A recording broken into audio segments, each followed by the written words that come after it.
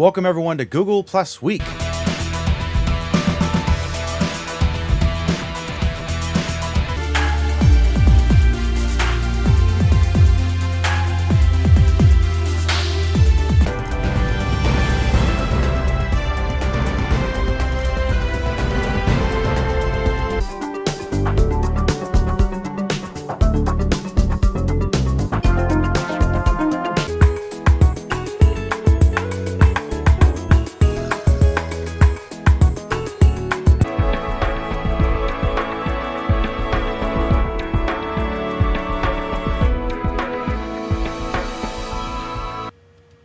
Good to have you with us. I'm Dan McDermott, your host, the moderator of our crazy panel, which I'm going to introduce now. Welcome to Google Plus Week. Let's see here. We have, let me turn their volume up here. We've got, on the right here, we've got, well, first we have Michael Banks, who's getting ready to chow down. What was your decision, Michael, on the food? What'd you get? I went and got something I don't have in Augusta, so I went and got Chipotle. Oh, cool. Did you get the bowl or the burrito? I got the bowl. Okay. I figure you get more food if you get the bowl. I don't know.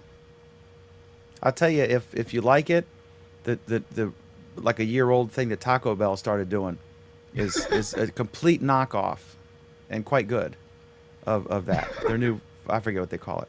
Sheila Dubois, you're in Atlanta, Georgia, representing what university? Me, if I'm in Atlanta? No, I'm sorry. I jumped back. ADD moment. Michael, Utah? what college you representing in Atlanta? Georgia Regents University. Awesome. And you are the class president. Yes. So if anyone, or the student body president, the whole shebang. Do they pay you for everyone. that? Yes, they do. Excellent. So if anyone has any complaints about the college, I'll just give them your digits. I'll put them on the screen. Okay. All right. Well, you can eat now that I've made your food cold. Let's go to Sheila. How are you, Sheila, in West Jordan, Utah? Always a pleasure. Yeah, thank you. Yeah, we're hanging in there, but if I bail, it's because I have to get my foot back up. Yeah, you had, can I say? Orthoscope.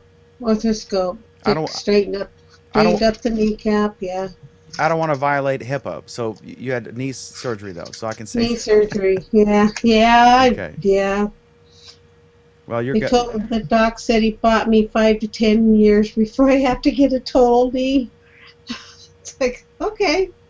So if Sheila starts saying crazy things, it's not because she's crazy. It's because she's probably stoned because she had knee surgery, and they gave her some really good pills. They got some. No. Believe it or not, they do have some legal drugs in Utah. That's And, right, we do. Just don't come knocking on my door because I won't give them to you. All right. So joining us from Menifee, California, Pam Adger. Welcome, Pam. Hi, Dan. Hi, everybody. You look radiant. Newly colored but still wet hair. I'm not going to tell my joke. I was just kidding with you. Now everyone's going to be like, "What was the joke he was talking about?" But good to see you, Pam, as always. And Kadeus Kalut joins us from Newport Beach, California. Welcome, Kadeus. How are you, sir? I'm doing good. What's up? Doing quite well. He's a man of many words. He's actually quiet until you piss him off. Unlike our other panelist here, Craig Ship, who you just have to say Windows or Android and be prepared for 10 minutes. Or ask him, do you have any advice on a camera case or organizational tip? And he can direct you to any number of videos and we'll speak at length. There's a market for inexpensive computers and cheap phones. All right. So he got his first dig of the night. It will not be his last, I assure you. Okay, so Alan Furstenberg, one of my co-hosts, is en route, will be here. So we delayed the show a little bit, and he should be here at some point because we always like to get Alan's view. And Alan likes to offer it. So, first topic is this, a $295 unicycle could replace your Segway is the headline. So this is I guess, Craig, you are the Segway expert. Um, I could show a picture, but I don't have one handy. But tell us what you think about. Tell us what this is. Tell us why the Segway is awesome. Why you love the Segway, and please tell us why this sucks in your humble opinion. Well, that's a loaded question. It, it just doesn't look very stable for one, and there are a lot of these Segway wannabes out there. There are some upright, I guess you would call it a scooter, that you stand on that looks a lot like a Segway, and that you go down the road and it's got 3 wheels. It's got 2 big wheels and 1 small wheel. And that one has no self-balancing at all. So you have a very high center of gravity. If you hit a pothole or anything like that, you're just going to go down, and you're going to go down hard because it doesn't self-balance, right? This item that we saw in this story does apparently have the balancing technology, but it looked very questionable as far as how stable it is. And she had like some kind of wires or cord or something coming up to her that wasn't something to hold on to like you have on the Segway, where you have an actual steering column that you hold on to that you can keep yourself steady on the platform. Because on the Segway, you're just standing on the platform, and then you lean forward to go forward, you lean back to stop, and you actually take the steering column and push it left or right to turn, but you actually have something to hold on to and keep yourself stable. Because you do have to stand there, right? You don't have to balance it, it balances itself, but you still have to stay on the platform, especially if you hit a pothole or something like that. With this device, it doesn't look like there's anything that you can hold on to and stay on that platform. If you were to lose your balance or whatever, it looks like you're just going to go down. So doesn't look like a real good idea to me. Of course, at the price, that's a kind of a giveaway. I mean, the Segway's about $7,000. This thing's $250 or whatever, or $300. So there's quite a price difference. Yeah, so this is literally the Segway is 20 times more expensive. So tell us why the Segway is awesome and how you use it. And clearly, this might be 1/20th as good as a Segway. Well, the It might Segway be is value. a commercial grade piece of machinery. Has a lot of expensive components in it. At the time, it had the smallest and the most powerful DC motors for the size ever built. They're about half the size of a beer can. And I think they were 6 horsepower each, or they're 3 each, total of 6. I don't know what the breakdown was on that, but a lot of torque and a lot of power in those motors. So it's rated, you can be 270 pounds, and you can be going flat out at 12.5 miles an hour and literally stop that thing on a dime.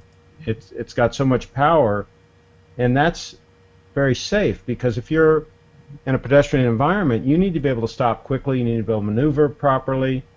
You can't be kind of like, when I watched this demo of this other item we're talking about, I mean, she didn't look like she really knew exactly where it was going and what was going on with it. It was kind of shaky, and you don't want that in a pedestrian environment. You need something that's stable and easy to control, and they spent a lot of time and effort on the Segway to make it very pedestrian friendly.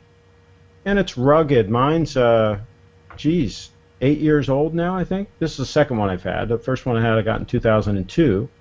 This one I think is about 8 years old, and it still has the original lithium-ion batteries in it. It's held up great. It's been very rugged. I said it's commercial grade.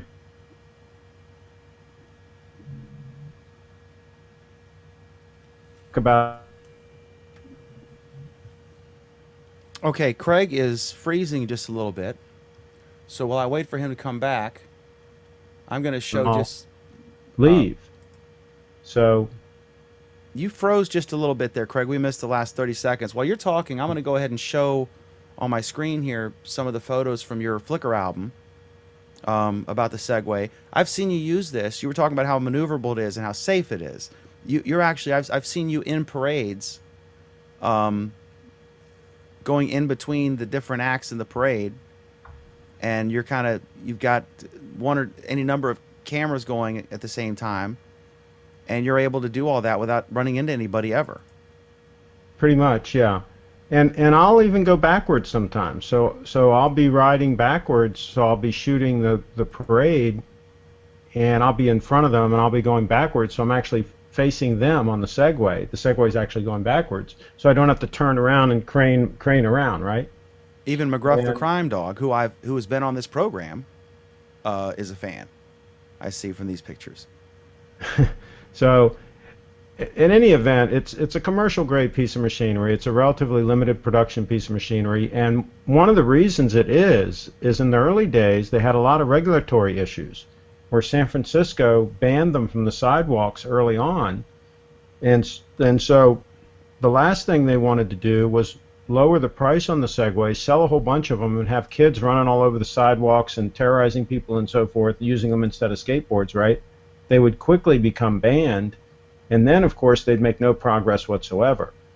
So they retrenched their efforts, and they decided to sell them to police and security operations and things like this to try to get them more accepted, and then slowly but surely roll them into society a little more. But it never really happened, and it's more a niche piece of machinery.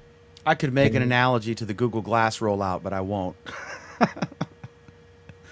Yeah, well, I mean, it was a big problem because there were regulators that had never seen one, that were just out of hand saying, okay, it goes 12.5 miles an hour, it'll carry a 270-pound person, it weighs 90 pounds, therefore it must be dangerous.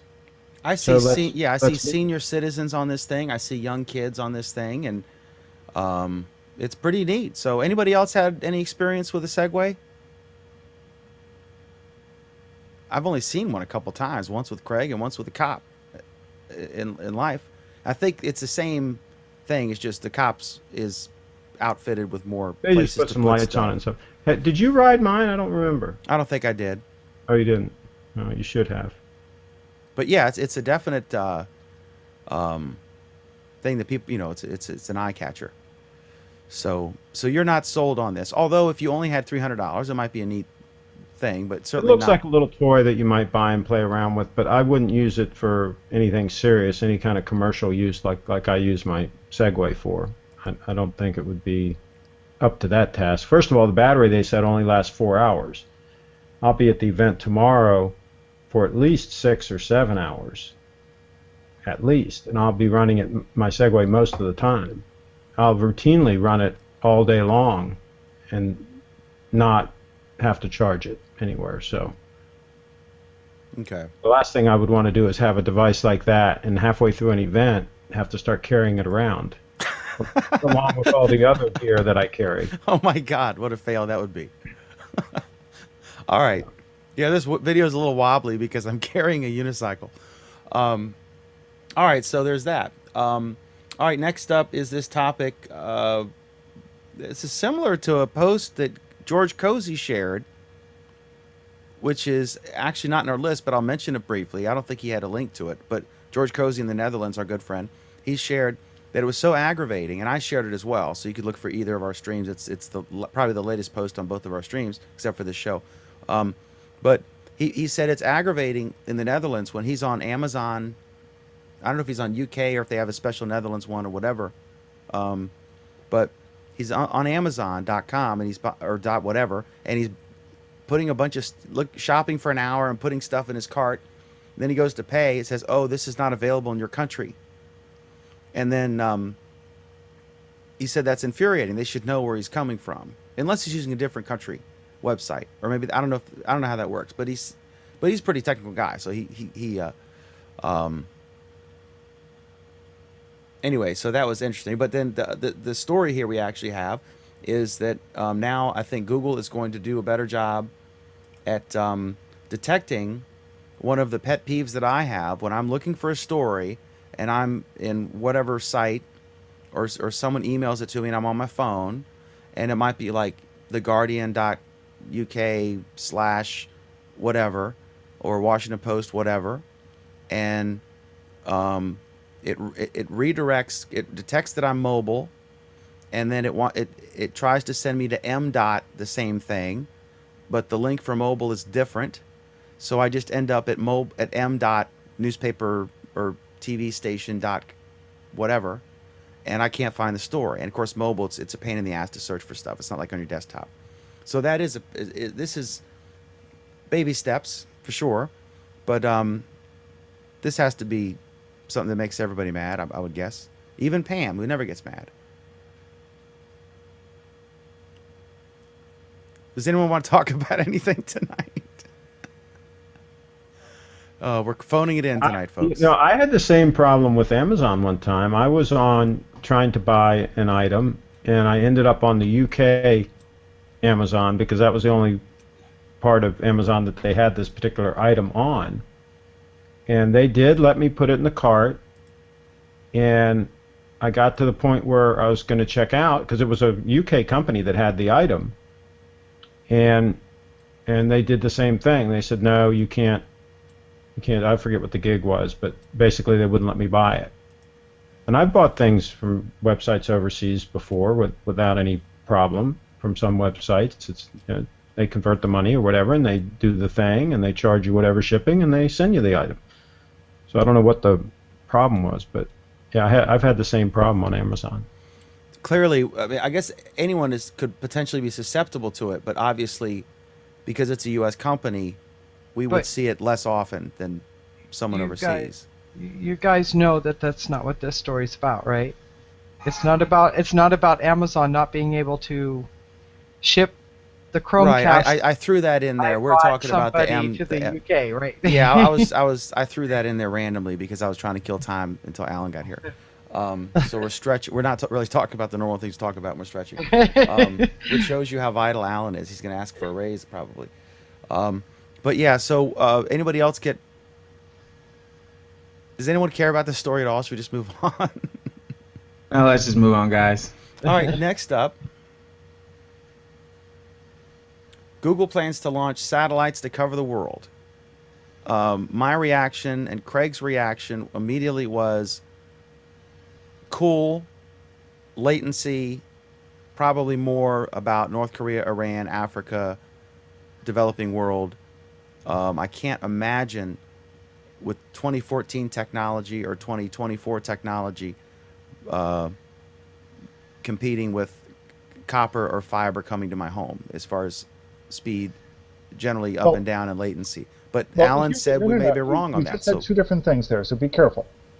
Speed, yes, it certainly could. Latency, no, it's not going to. We have this little thing called the speed of light. It's this really annoying thing, and as soon as somebody figures out what they can, how to fix that problem, I'm sure the Google engineers will get right on it. But until then, yeah, we've got these satellites, or they're proposing these satellites the same as Facebook is proposing these satellites. Wow, I've got some really funky coloring tonight. I like that. Looks like I'm in a sauna or something. Wait, before you go on, can you explain the speed of light thing? I mean, why? Okay, Is Craig, it just too far to the satellite? Is that the idea? Because, I mean, we can go all the way to Australia, right? And that's okay. But Yeah. you're saying this is too far. this is that too it? far. how many feet or miles up is it? A satellite. I guess that's. I'll Google that while you talk, Alan. You Google that. You actually Well, need. these are low orbiting ones, right? That's but part that's of it. Is not that they're going low to try to enough? go for a lower orbit, and that increases the management that they need to do on them and the handoff that's involved in them. Alan, we're Um, going to send you some FPF 50. Yeah, this is really cool. I really like this. I'm digging I it. can't even It's see 'em. cool. Okay, we could play some raunchy music. Go. I apologize, Alan. Go ahead. You could do a little dance, get a poll. Well, none of. So what was I saying? Don't worry about it. Just So- talk. And yes, most of what both Google and Facebook are aiming for are, is Africa basically. But I think there are some other interesting aspects about it that don't require massively massively low latency. So, for example, if you're streaming video, you really don't care what the latency is once it gets started. You care about the bandwidth. The latency, yes, you'd rather it start faster than slower, but the latency, we're only talking a second or two, to geosync orbit. So the latency is not huge once you're streaming something, and you've got massive bandwidth, which is why television companies have used satellites to transmit video and to transmit their signals around for decades now. because once you've got it going, it's fine. It's when you try to make something interactive that it's not so fine. But when you're talking streaming, it's okay. You can leave the interaction local and still get all your data pumped to you from something like this. Now, I've seen satellites that have done this sort of thing. In fact, I saw essentially the satellites that are currently used for Dish and DirecTV. I've seen military applications on them where they're pumping intel, basically, off the same sort of satellites using micro receivers to process them. And that's brilliant, because that's a reasonable application for them. Now, Alan, you mentioned bandwidth. How much bandwidth can they deliver through these things? So in other words, how many people could they serve at the same time? Because the difference between like CNN using something like this, right, is theoretically they would be sending a signal up to the satellite and a signal back down, and they're not sending like They'd have a dedicated 50,000 channel. different things. They'd have a down to- dedicated channel. Well, but here's the thing, Craig. They are sending thousands of things down because they're not the only one using that one satellite. You know, they're using that satellite. Every news organization's using that satellite. Every telephone company's using that satellite. Everybody is using the same satellite, and they're using discrete channels on that satellite for rather high bandwidth items. So what you're saying is that the bandwidth is not a big issue. I'm saying there's a lot of bandwidth. And Is a the lot coverage area- enough? Is What a was lot is a lot enough to serve a whole lot of people though? Internet? Yeah. I mean, I wonder, would this cause a lesser open internet? Because, I mean, looking at the comparison from household internet and the way mobile operates, I mean, it's totally different. There's more net neutrality or tiers that people have put in place, and there's less regulation as far as how the internet works on mobile. So, I mean, would this, since it already has some things already put in place, I mean, would that fall under this as well? I don't know. It's a good question. I honestly don't know how this would play out in that sort of scenario. Why do I look so red? You don't look bad. You look great, Alan. Okay, so It's a 10, I know. I did some quick testing. I did some quick checking at ask.com, and so now I'm an expert on satellites. But low orbit are like a couple hundred miles up. Extremely high geospatial or whatever are 22,000 miles up. So even if you allow that it has to go up and then back down, it's still only 400 miles or 500 miles, which is far less than, it's Than like, what is it, GeoSat. 3,000 miles to Cadeas, right? And there's almost no latency that's visible to the viewers. But the latency issue, if there's other stuff involved, and they've come a long way, because those of us who are old enough to remember the Iranian hostage thing, that they had Nightline, they had people over in the Middle East, and they would, Ted Koppel would say, and joining us now from wherever, and he would say a question, and then there would be like 30 seconds to a minute delay between the guy or the gal got the question and we saw her responding. So it makes for these awkward things. And that's why sometimes it sounds like on the cell phone, it can be irritating. It sounds like you're interrupting someone or they're interrupting you, and really it's a latency issue, which is very important in video. I think Chi said that on the show. He said the biggest issue isn't band or speed, it's latency that causes problems with Hangouts. As far as, the mouth not moving or whatever, the mouth not matching the video, and other things. So, but it does seem logical, Alan, that it should be able to go 200 miles up and 200 miles down. And then the question, but you were talking about like the early, I guess still they do this, where you would get satellite reception, but you would actually be sending it up through DSL. So you could watch stuff fast, like Netflix, but you didn't need that fast to go up, because most of the time when you're on the internet, you're not sending, you're receiving. You're making a request and then you're receiving. That's actually now a myth. I mean, nowadays people are sending just about, sending quite a bit. They're sending those text messages. They're sending pictures and video. They're doing exactly what we're doing. So if you're that's turned texting around or a little email, but if most people are browsing the web, or they are on Facebook, or Google Increase- Plus, and those things are primarily consumption, unless you're. Well, but here no, increasingly that's switching around. More and more people are using text messages. Now, fortunately, text messages are incredibly low bandwidth, so that's not as pressing a concern. They also don't use the data. They use the cell network, which is why it's No, increasingly they're using the data network. That's what's important about WhatsApp, is that it didn't use the cell carrier's cell network, or they didn't use the cell carrier's SMS messaging, because they were going to be charged for that, but they weren't Right. being charged for data.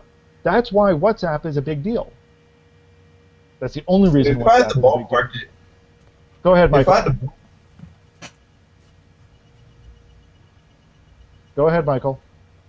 I guess if I had to ballpark the number of up and down, I would say 1/3 up and 2/3 down.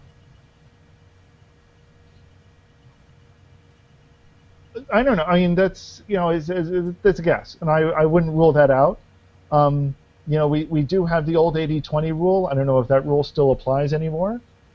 But it's a as good a rule of thumb as any.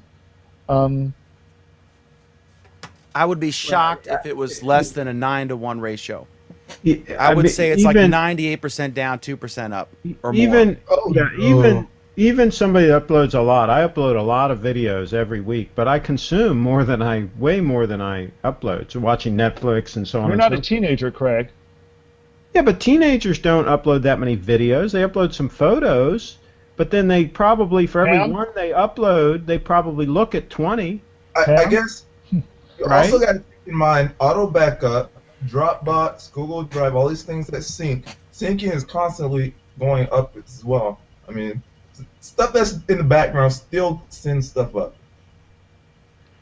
Yeah, but when we're watching video, Netflix, stuff like that, that's all just straight up consumption. And when all the kids, you mentioned the kids, Alan, they're all watching YouTube like crazy. That's all consumption. Some of them upload a few things to YouTube here and there, but very few. We're talking in the normally watch aggregate. it. I mean, yeah, there are times when, like right now, I'm uploading more than I'm downloading, clearly.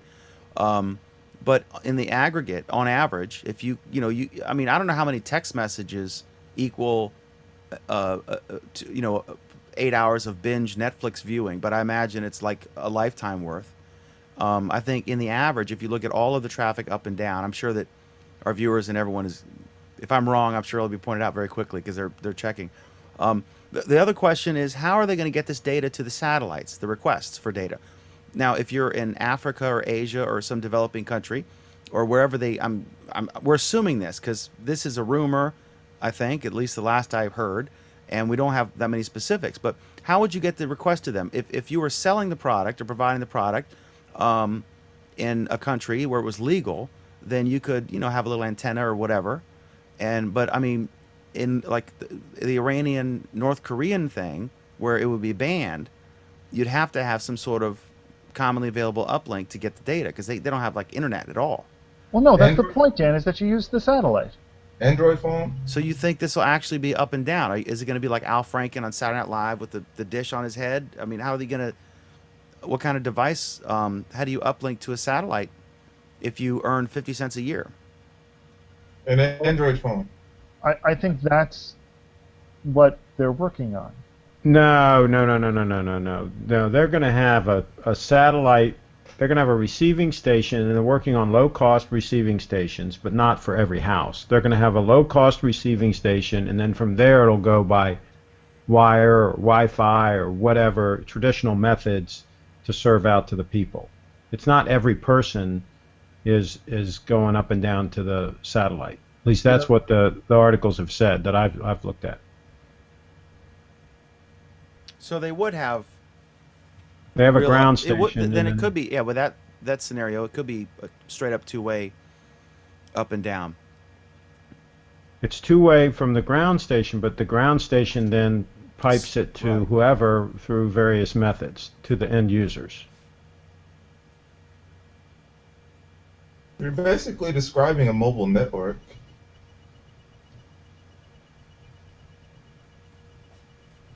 Yeah, but theoretically, Google is going to be able to cover everywhere with this, at places that aren't currently getting any kind of network, mobile or otherwise.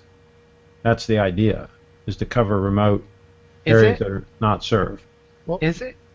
That's what, And are they going to be direct to the customer, or are they going to be direct to an aggregate? that's what I just said. They'll have a ground station, and from the ground station will be distributed to the end users. Is that what the article says, or you're guessing? That's what most of the articles have said. Okay. And I think And typically ground uplink. station, the other breakthrough they're working on is to have a much lower cost. Both the satellites are lighter weight and lower cost, and the ground stations are lower cost. So That's we'll supposedly what they're working on. so we'll see. It'll be interesting to see what they do, what they come up with. So coming to a sky near you. Okay, so one of Craig's favorite products is the Chromecast, and I see now there's several new options. Alan, I think you want to talk about this. Tell us about the. We got a couple different stories here about Chromecast is rapidly expanding. I'm not sure I would call it rapidly expanding, but yeah. So there's a couple of new places that your Chromecast works now. So for example, Watch ESPN and Major League Soccer apparently their sites now will let you display on a Chromecast, which is pretty cool. And Google Plus Photos sort of let you send your Google Plus Photos to your Chromecast now. What do you mean, sort of?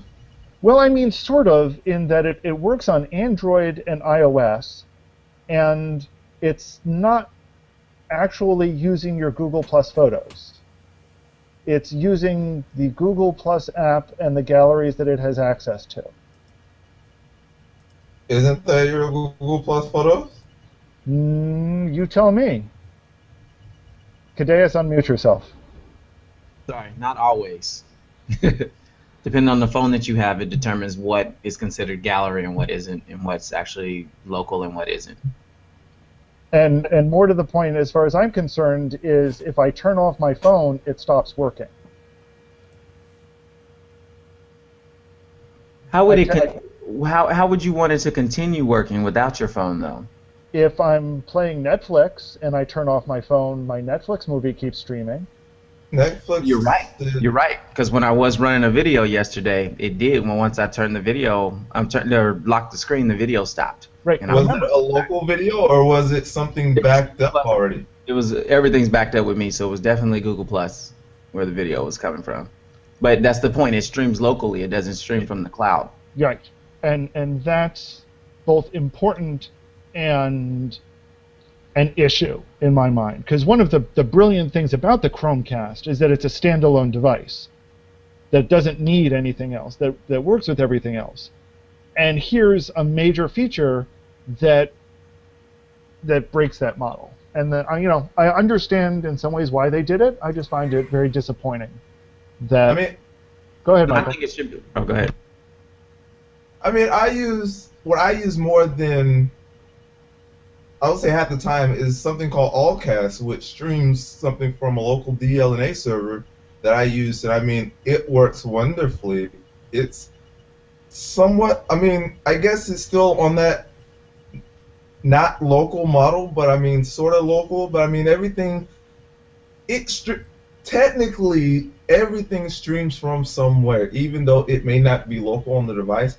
It's local on some network or some fashion or some way like that. So it still sticks with that model, and something has to be connected to it.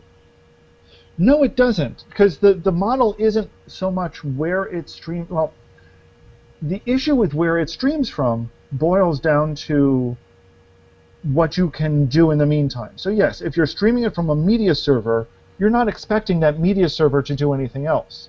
But in the phone media server? What was that? But isn't the phone that you're doing your photo the media server? No. My phone is my remote control, not my media server. Right. It shouldn't be. But you want to be able to stream local content to the Chromecast. But my Google Plus photos are not local content. But you didn't stream. Well, Shouldn't be local and content. that goes to the issue with Google Plus Photos, the app itself, because while they are local, they are synced. Therefore, the same copy is both accessed both ways. So I mean, therefore, it is local, but it is not local at the same time. But I mean, Well, so basically, Michael, it should be. Mi- go ahead.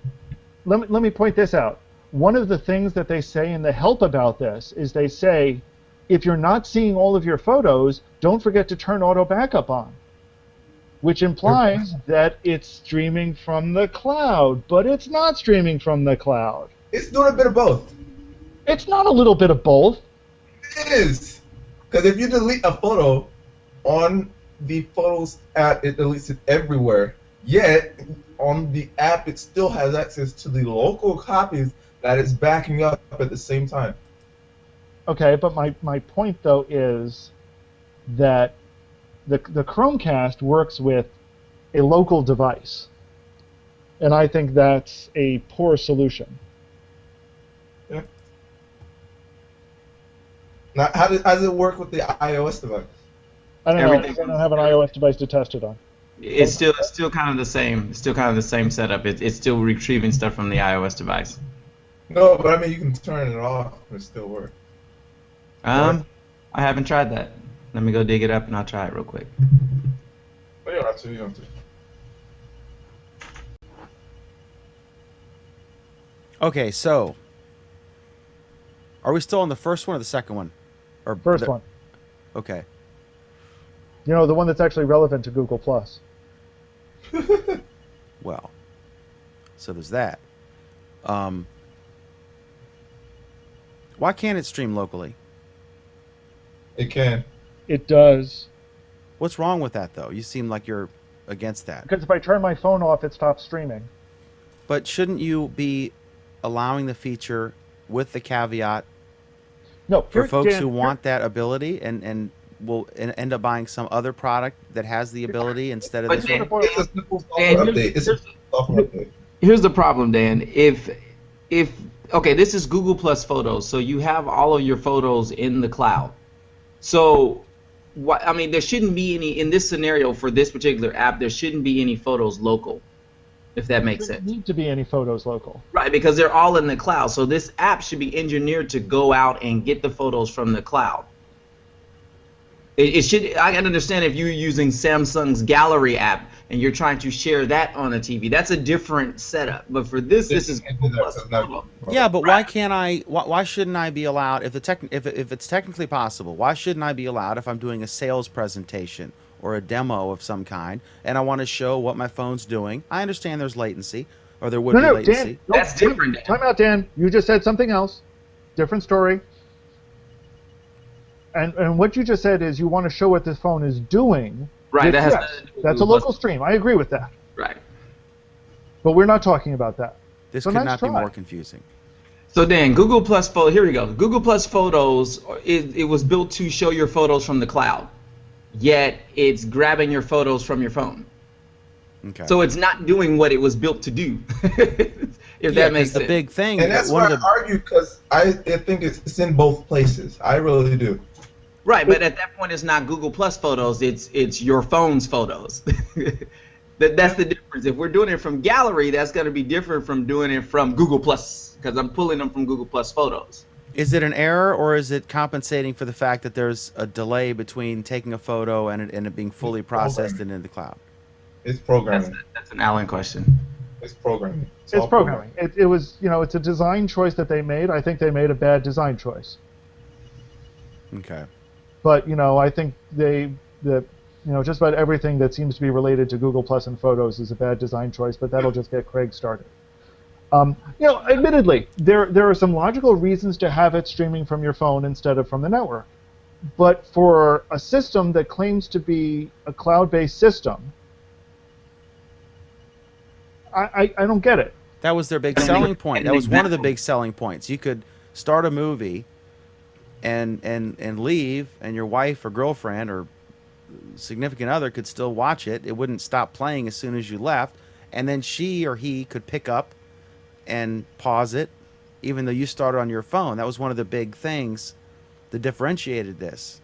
Yeah, so the way this was built, so yesterday when I was trying to show a video that I had uploaded to Google, that's been uploaded to Google Plus Photos for the longest, when I hit play, my phone had to go and request that video, download that entire video because it wasn't stored locally on my device, and then play on the TV. So I was waiting in upwards of 10 minutes for a 30-minute video or so, as opposed to the Chromecast going to Google Plus Photos and streaming that video right there. I had to wait for my device to go out and get the video because it was just a thumbnail on my device. My So I had to God. wait. Like Yeah, a so that's pre-roll it sucks. from hell. Right. So this is where it's broken at. It shouldn't be going this direction. It should be doing just like all the other apps were engineered to do, and let the Chromecast go to the server and grab it. Any But other this is where it's broken. any other crucial details on this? I wish it was faster, but they got to solve that in order to make it faster. Okay, so the next part of this is Aereo. And this actually was added late, and I didn't even notice it, or I certainly would have added it myself. But I guess Aereo is going to support Chromecast now. And I'm a big advocate for Aereo, although I think the biggest mistake they made was not going to the DC metro area so that the friends and neighbors of the Supreme Court justices would be telling the Supreme Court justices how awesome it is. But that's not entirely related to the topic at hand.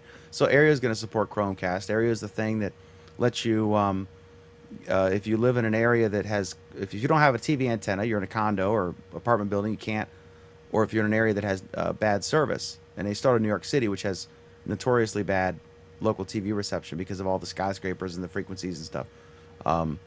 Then now you can use Chromecast for that. Any thoughts on that? Okay. I'm just wondering why anybody would want to watch commercial TV broadcasts in the first place, whether they get them through Aereo or through the air, but that's another discussion for another time. How many years until the Super Bowl comes on Netflix, Craig? I don't know, but I don't have any interest in watching the Super Bowl. Maybe Never. the commercials. Maybe Never. the commercials, which you can check them out on YouTube. What about news? Like, well, that's usually online anyway. Yeah, I've got better things to do than watch the news. So you're an edge case, and everyone should conform to your weirdness. No, Well, I think I Craig mean, asks a legitimate question. You only live once. You want to spend it watching the CBS Evening News? I mean, for God's No, sake. but if something big happens, I rarely watch television.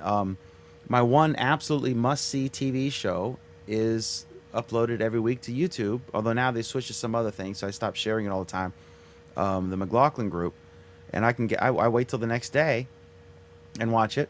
You know, if it's a really good show like 24, I'll usually watch it. But again, I watch it on Hulu Plus via the Xfinity app. The new 24, the remake, or the awesome new series, 12-episode short series. But I'm not so. I mean, I wouldn't stomach unless some big ass things happening. Like if Newtown happened in my town, I would absolutely be glued to the local TV station. Everybody would. No, I wouldn't be. I mean, I'm with Craig on this one. I've got better things to do than to watch local TV news. I'm with Craig on this one. I don't watch news either. I rarely watch the local news because of all the commercials. So I'm totally with Or you there. national news. But I have but a better lot, but things to millions do. of people do. You know, there's still a demand for it. Well, And it's it's- slipping though. The demand is slipping. It's not dead. So okay. Dying. It's dying. I'll be honest. The last time I did watch something from NBC, I think, the Snowden interview. Yeah. And the only reason I watched that because freaking they don't have it on YouTube, and they made it to where you only can watch the video on their website. Well, it was on YouTube a day later. The full interview. Oh yeah. The full interview. But yeah, I mean, it's the commercials have just gotten out of hand, and they're probably pumping more of them in there because the revenue's diminishing. They can't charge as much for the commercials that they run. Their audience is diminishing, and so I don't know.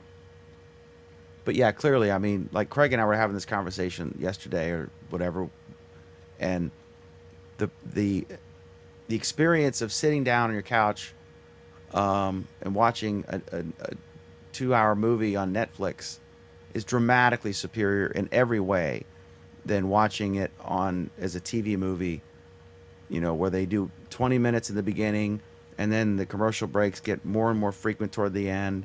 And then when the guy falls off the cliff, there's like 6 minutes of commercials before you see he lived. That's insane. I mean, yeah, so that's why people are being driven to online content. And eventually that dam's going to break and we're going to be able to get ESPN online. Right now they're clenching with all they can to preserve there's that already model. a lot of sports stuff available. I mean, the Super Bowl is a good example. It's not, but there's already a lot that you can get. I'm not a sports fan, so it doesn't bother me one way or the other, but you can watch all kinds of tennis if you want to. You can watch all kinds of basketball. You can watch baseball up the yin-yang on demand, you know, through various apps and so forth. So it's coming. And also, I should note, I was very surprised because I referred to this, they're all clinging to this legacy model, which makes them so much money, being able to charge 50 cents or $5, depending on if you're a local BS thing or you know, ESPN, per subscriber, not per viewer. So every single person who has cable in that area has to pay for that channel. And you often have to, they bundle them. But I was very surprised that that series I was talking about, 24 on Fox, which is one of the hottest shows out there right now, that is on YouTube. I don't know if they wait a day or whatever, but you can, they're charging you for it. It's like $1.99 or $2.99 or $3, whatever it is an episode, but you can buy it and then you own it. You can watch it on any device you want. You own it forever. You can watch it on your phone, your iPad, your computer, with your Chromecast or whatever.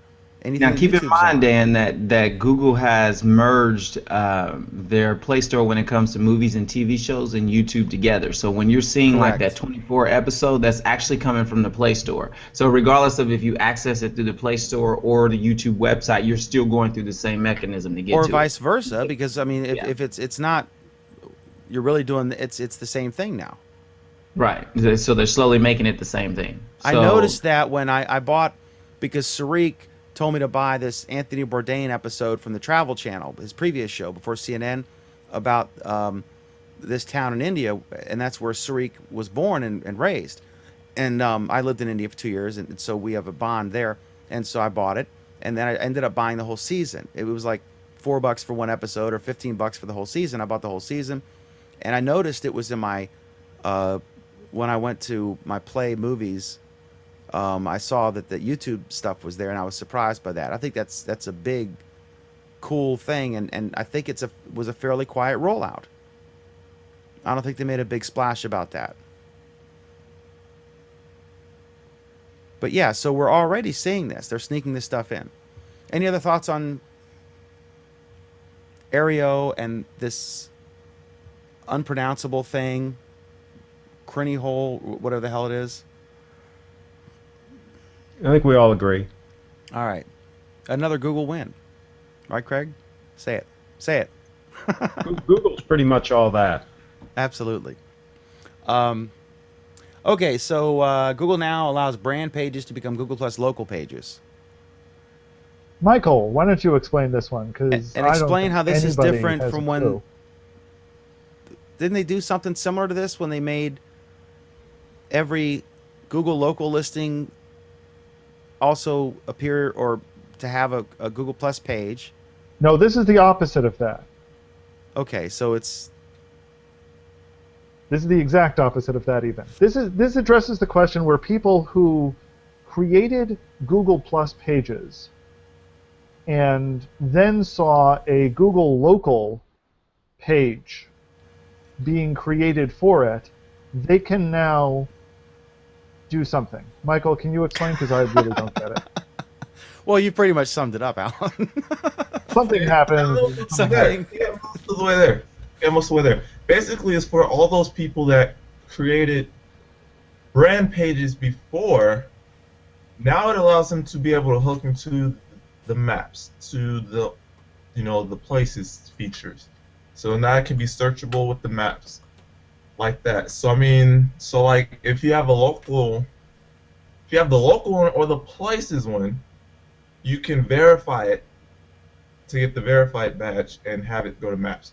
If you just had a brand page, you can now connect it to the maps area now to have it searchable.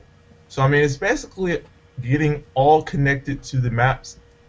And the other thing is it now allows you to, because when you connect it, it transfers different pieces to it. So I mean, it's just like similar to how you transfer circles and connections from a profile to a profile. But what this one does, it allows you to move reviews, the map information, address information, and the local verification pin. What it does not move, if you have a page already, it doesn't move the cover photo, the URL, the local page followers, circles, or posts. So it only moves over the map information, basically. So it's just like that migration that they built a long time ago when you could go from a regular Google Plus account to Google Apps account.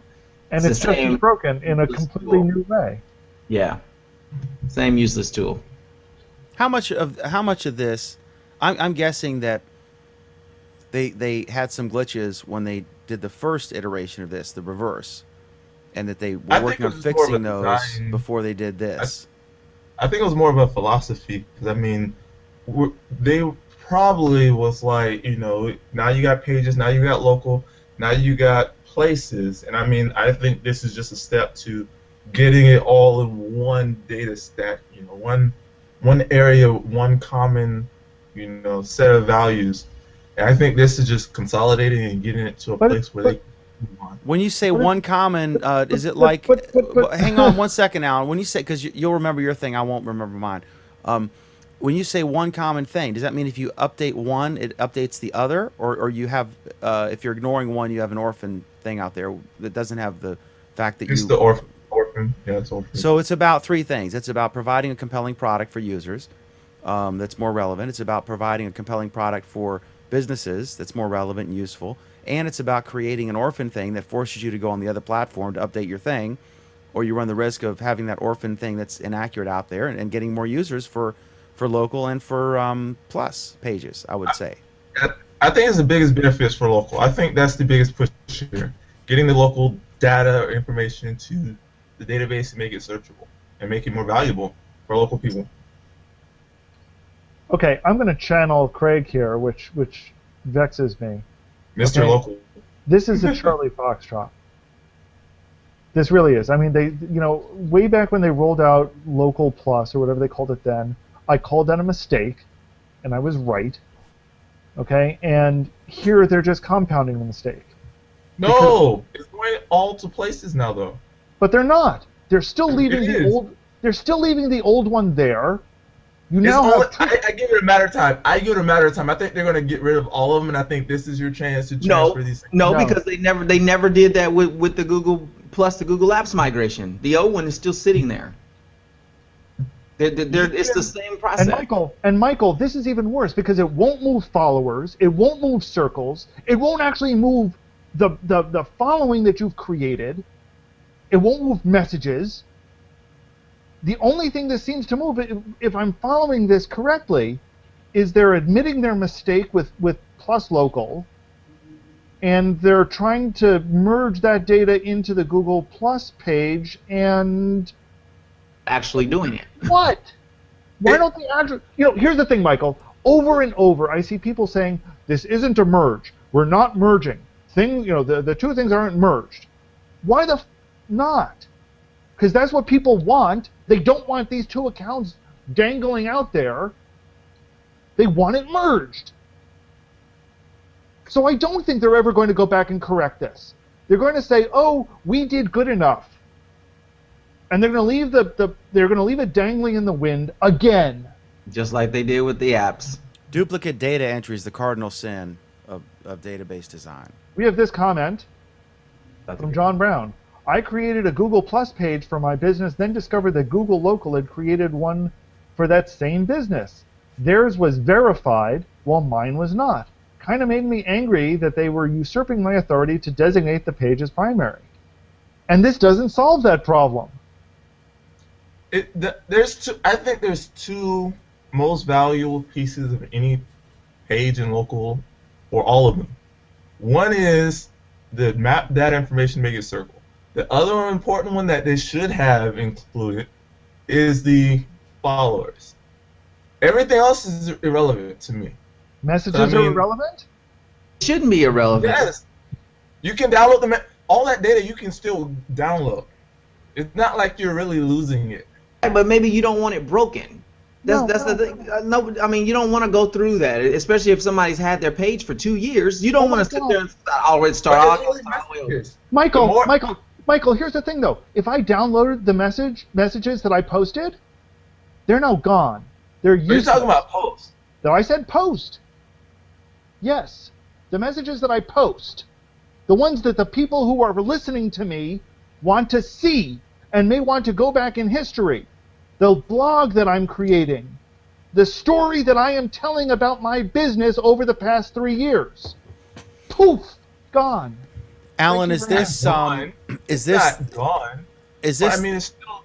is this baby steps, or is this they're It's a afraid, baby. or is I think- or is it they're afraid to do it correctly because they got burned with the reaction from the YouTube Google Plus comment migration, and so now they're afraid to merge anything, even if it makes sense.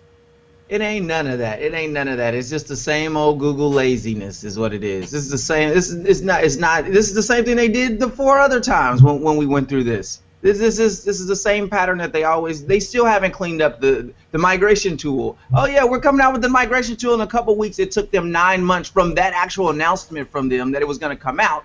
Then when it finally came out, it was a disaster. And this is the same exact. I bet you this is the same team that did the migration tool from the normal to Google Apps. It's the same thing. It's the same thing. All the list of things you can't move over. It's a mirror of what it is. And all it is them not wanting to do something with database. I don't know why. Just a note to viewers, remember in the beginning when I said Cadeas is very quiet until he gets pissed off about something? I just wanted to remind the viewers that I said that. No particular reason. Okay, so I think the viewers have pretty good memories. I think they can handle that. They're pretty much on top of things. absolutely, especially our viewers, because They're pretty sophisticated. yeah. So here we are, another great feature that's basically done. They can move on to other things. All right. Another success story. I don't even know why we do this show. All right, so next up is, I swear to God, I meant to look at this and I ran out of time. The Google Cube. It's not called that, but it's some sort of. Did anyone have a chance to look at this thing? Yeah, I did. What do I you think started about to this? anyway. It's Feel free to screen share, or I can put the original post up as you're talking. yeah. You put the thing that I'm trying to figure out is exactly what it actually is. Because the gist of it that I get is that it's very conceptual at the moment. So they're still trying to figure out what it actually is and what it does. So it's not clear that this is a cube that actually displays 6 different streaming videos or something. But it seems like that this is what they are kind of mocking up and modeling. And I don't know. I'm still trying to figure out exactly what it is. I can if this was a cube that was displaying 6 different things, I would find that incredibly cool, and I have a lot of ideas for it. But it's not clear that that's what this is quite yet. Do you all realize that this is the same area or location that Wave came out of? Australia? Yeah. It's also the same place that Keep came out of. I'm not sure what your point here is. That what came out of? Keep. And the koala bear. They have some success. I mean, the Google stuff coming out. Well, I mean, what came out of there that was successful from Google? Keep! What is that? A Google that's is that successful? It's borderline successful. That's my point. Alan and Nate Yes, use but, it. but Tech Webcast is out of Australia, and it's very successful. Absolutely. But it not didn't come not from Google everything is Australia. trying to kill you No, in it didn't Australia. come from Google. So this is viewed as an educational and journalism tool for storytelling and content. I could see, like, I'm imagining I was in a hangout with Mike Elgin, and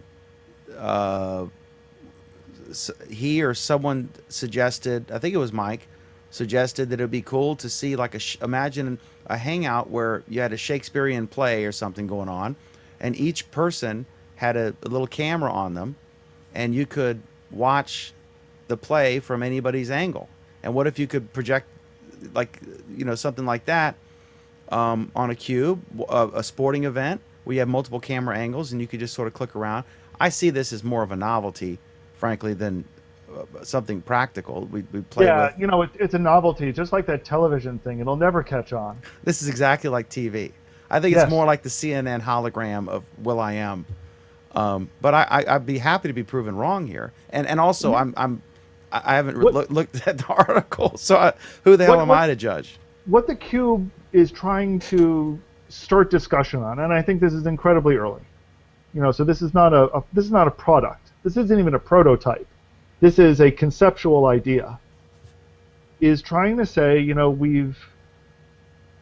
we've been toying around with the idea of nonlinear storytelling with the web for a while now. We almost 20 years. Here's another way to look at nonlinear storytelling. What does it give us? What can we do as storytellers that we couldn't do before? And I think when it's asking the question, it's not answering the question. And as a question, I think it's a good question. That I call the Google Cube, which is, I'm sure, wrong. Okay. Yeah, not to be confused with the Nexus Q. Go ahead, Cadeus. What's the question? Oh, it wasn't. I was testing something. Okay. Sorry. Just like Google, you people, always testing something, throwing it out there, see what sticks. All right, so next up is. But here's the problem. Google doesn't throw something out there and sees what sticks. They throw it out there, call it done, and sees if it sticks. That's a good Who said analogy. anything was No, done? they throw it out there and they move on to something else, and then they see if it sticks. Right. Who said anything was done? And I think you all have. I'm sorry, Michael. I've had conversations with Googlers, and I've said, this will be a great product when you guys finish it. And their response was, we see it as finished. Not everything And you is were the in that internal. conversation. So it's the internal combustion engine or electricity. Basically, it'll last for 100 years and everyone will still be using it. The Cube.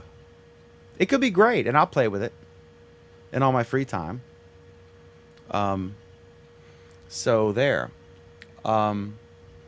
Speaking of not having any free time, if our only ad of the night, I never do ads, but I'm going to do an ad. If you are looking for a job in sales and you want to make big money, and you are in Northern Virginia or Maryland, Baltimore area, reach out to me or Craig Ship. Send us a private post on Google+, and we will give you lots of information. Okay, so next up is, I don't know what the name of this is either, so I'm calling it Google Sketch. It appeared today, apparently, and there wasn't a big announcement, I guess, so it was just sort of something, a little enhancement, maybe a 20% project or whatever it was, but lots of folks talking about this. Did anyone have a chance to play with this? No, I since nobody seems to be volunteering, I've just seen the announcements and some of the pictures of it. It looks cute. What it seems to be, and it wasn't clear from me if this was in for all Hangout text chats on the desktop, or if it was just those using the Chrome extension. I've heard different explanations, but what this lets you do is start sketching something. So in the same way that you type a message out or you can send somebody a photo, you can now send a sketch. And this includes sketching over a photo.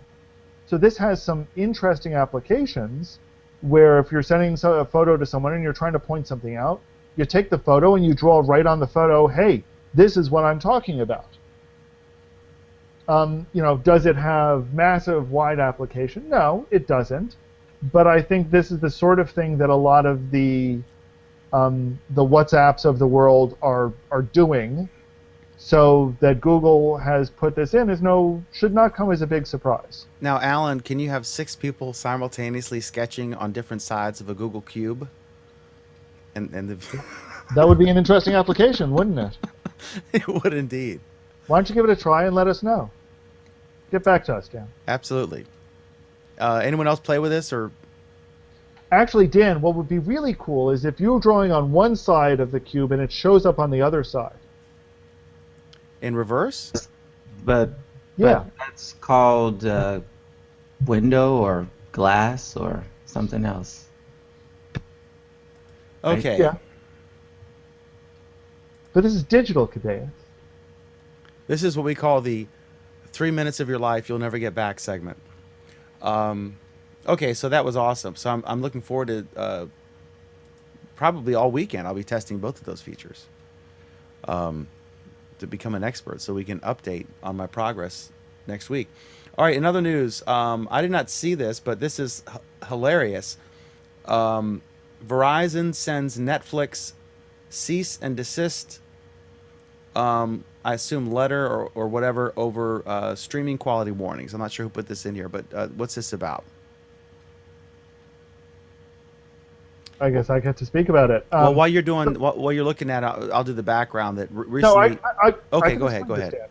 So the short of it is, basically, we all know Netflix has started adding messages to its streams that basically say if you're experiencing or when you experience poor quality, it puts up a message saying the poor streaming quality is because of your local provider, and it names your local provider, not because of Netflix.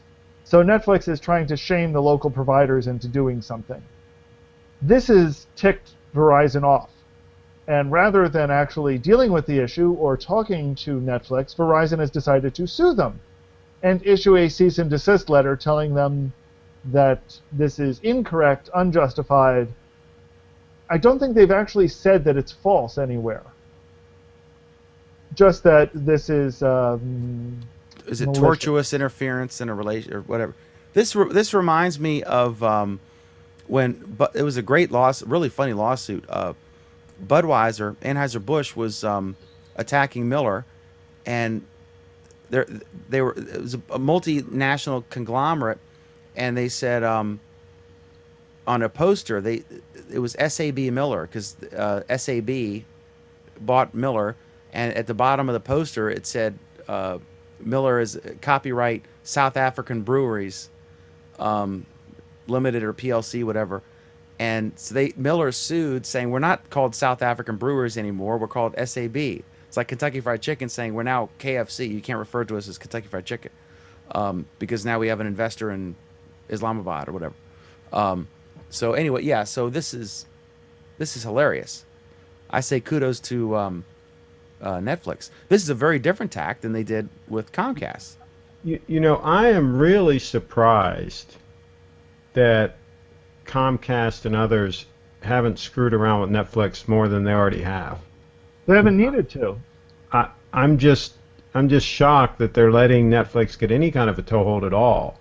Why don't they just chop up anything that Netflix tries to stream, make it just so unusable that people just give up on it? I mean, It's all net neutrality. It's coming. It's coming. Yeah. So so why don't they do that? they to don't want an YouTube? uproar. They don't want an uproar, but I mean, it's not that anybody can do anything about it, right? And everybody would cancel their Netflix if they did it for just 1 month. Well, but everybody would Then cancel why their don't they Netflix. do it with YouTube?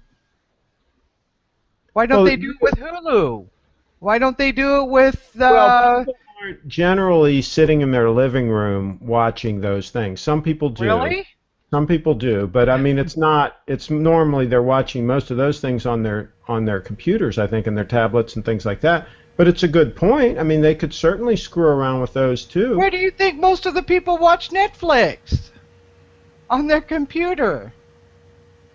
Yeah, but there's a lot of people that watch it in their living room too, with Roku boxes and things like that. I think more watch on their computer than watch on TV. They Netflix, might. I mean. They should definitely. I mean, why not screw with them? Period. On any platform.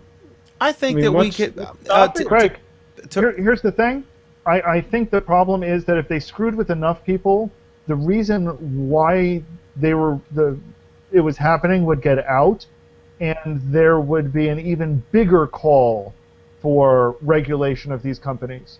So they were trying to do it under the wire, under radar. I'm sorry. Gotcha. And because they knew that if it got big enough, if the right name got behind screwing them over, they would be screwed. And the problem is, and this is a story that we don't have listed there, the right name came along this week, and they are now in panic mode. Well, you know, you're right. They're in a tough situation because if they don't allow this streaming content, then eventually people will figure out that they're screwing with people, and that'll backfire on them. If they do allow it, then it's going to undermine their cash cow, which is all their cable TV that Dan and others love to watch. They're literally between a rock and a hard place. Well, They if are. you think about it, though, they did it smart. They paid off Comcast to get the bandwidth that they should have from everybody. Now they control everybody else, and all those other competitors know that, or last mile carriers know that Comcast is doing it faster, and it's not unfair to say, by the way, this might play better on Comcast. I'm not sure what the warning is or the notification is. But now that they've bought off one guy, then they can use that leverage to troll the other guys. And there's someone who's faster out there that they know is consistently faster because they're paying for it. That would make sense if there was actual competition, but there isn't. Yeah, in For most areas Verizon there- Fios, normally there is a third of the country has at least two actual wired broadband. A whopping third. third. 2/3 have. Wait a minute. I'm sorry. Whatever. I forget what it is. But I know a third have two. So it's not nobody. It's just most people, right? 2/3 don't have but one choice. And if they're doing this to make a point, in the end, the government's going to have to intervene. And this is one area Yeah, but Dan, Where here's the problem with that Craig argument. would call and it for makes sense. regulation. But I could easily see, Verizon. I mean, to the other angle on that is Verizon saying, "Look, you paid for it with Comcast. You can pay for it with us too. We don't have to cut you any deal." In the meantime, they control Verizon, which is pissing them off, so it's obviously having some effect. And to Pam's point, I have the exact same use case that you do. I usually watch Netflix on my computer, or actually on my television set. I have a TV set and then I have a computer monitor, and I find that text looks better on the computer monitor, but video I don't see a difference. But I think if you're with your kids and wife and you're watching a show on Netflix, I think it's going to be on the couch with your Roku or your Chromecast or whatever in the living room. And Craig prefers to watch. Not Chromecast. Very few people bought that. It'd be one of the other boxes. Just about all the set-top boxes have Netflix. So Did you know that the Chromecast was the most selling device on Amazon? Yeah, Craig is once again. When was that? Craig, why are you so disconnected? Is it the number one selling device now? No, it was it was absolutely number one. From 3 p.m. to 8 p.m. on launch day, it was absolutely. No, I'm just kidding. No, a lot of people did buy those. Raise your hand if you know where your Chromecast is right now. My housekeeper's using it. All 1, 2. all three of them are in my house, and then I donated one to a freaking local place. To I just have actually it. located mine the other day. I was organizing all my gear, and I stumbled across it, and I had to look at it 3 times, and oh, darn, I know what that is. No, I loaned it to my housekeeper because I don't really need it because I have my TV is Everybody connected has to my a computer. story where their Chromecast is. like that book, 99 Ways to Use a Dead Cat or whatever it was. All right, so I like my Chromecast. But anyway, so all So that you were happened. saying how people consume the content, but the point is, getting back to Pam's comment, you know, I do have more trouble streaming YouTube than I do Netflix. Because you don't have a Chromecast. Maybe that's because Netflix paid money. Maybe because the only reason he doesn't use a Chromecast is because his television doesn't have HDMI inputs, It's got one HDMI input. which is on the Roku. That's right. Craig is actually from the 80s. It's And not just so- a look. and He's so- literally no, from the I'm 80s. I'm serious though in saying this, that I actually have more problems with YouTube spooling and doing other things when I'm trying to watch it in 1080p or even 720p than I do with Netflix. And that is probably because Netflix paid off Comcast. I'm in a Comcast market, and so they're probably giving Netflix a good right away, and I can get that stuff literally all day long. It's fine. Okay, Craig, I am reading an article from March on the Motley Fool and quoting them, quote, currently Chromecast ranks as the second most popular electronic item sold by Amazon, behind only the Paperwhite model of its Kindle e-reader series. Private message to Craig. I wonder where, but I wonder where all these things are. I mean, I know Leo Laporte bought like a half a dozen of them or something, and I don't think he knows where any of them are now. Craig, here's the thing. I mean, What do you people mean? buy these Where things- are they? They're stuck in the TV or whatever. buy They're these only things this like they're- big. People buy these things like they're going out of style because they're $35. You know, they're like, oh my gosh, it's such a bargain. They're They 25. buy- I'm sorry, when you buy like 10 of them, that's like $350, guys. You could buy that Segway knockoff for You that. could buy something decent for that. You could buy yourself an Apple TV and go out to dinner with the difference. But you can't plug that one Apple TV into 10 TVs. He's just No, totally why, trolling. why you, do sir. I want to do that? I'm in my living room. Because there are people that have 10 TVs scattered around the house. My living room is not a freaking TV store. You know, it doesn't have like 10. Craig, I know this will come as a shock to you again, but you are not the normal person in America. In That, any now measure. that is no truer statement has ever come out of your mouth. That's true. Nothing has ever been truer than that statement. There are lots and lots of, quote, average Americans, close quote, who have gotten one of these things and who are using it. And just because the techies aren't using it Now, does quickly, not mean that it's not a heavily quickly, used item. without thinking about this, without thinking before you answer, quickly point out somebody on this panel that's normal. Well, besides me. See, he couldn't do it. No, but Craig, you went and you started citing Leo Laporte or bunches of other people. You want me to start citing who has Chromecast? Okay, No. my in-laws, And they use it? They my actually- sister-in-law. Yes, they have it. They use it. Okay, that's cool. You I got some absolutely cool would use. friends. I would use it all the time if my TV Dan's were not housekeeper. connected to my computer. You've got some hip friends, I'm telling you straight up. Alan. No, so what Craig. about my grandmother, Craig? She uses it. Well, I mean, of course, your relatives are going to be hip. I mean, we know that. 76 years old, Craig. She uses it and swears by it. Well, then, like I said, she's your relative. Of course, she's going to be hip. Oh my gosh, you're wearing Google Glass, for God's sake. Well, speaking of Google Glass, Alan, apparently people are saying that you switched over to cotton. This came in from Twitter. Yeah, Trevor said that.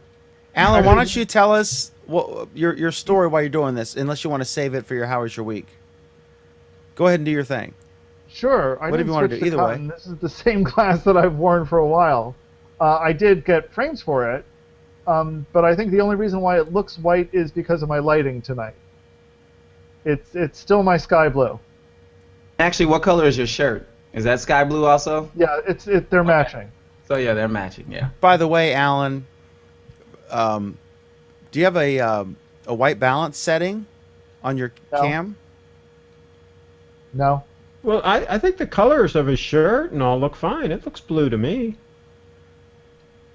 It depends on what device people are It's a watching. little bit washed out blue, but it's blue. No, I clearly have a lighting issue tonight, and I'm not disputing that fact. It's a cool effect, though.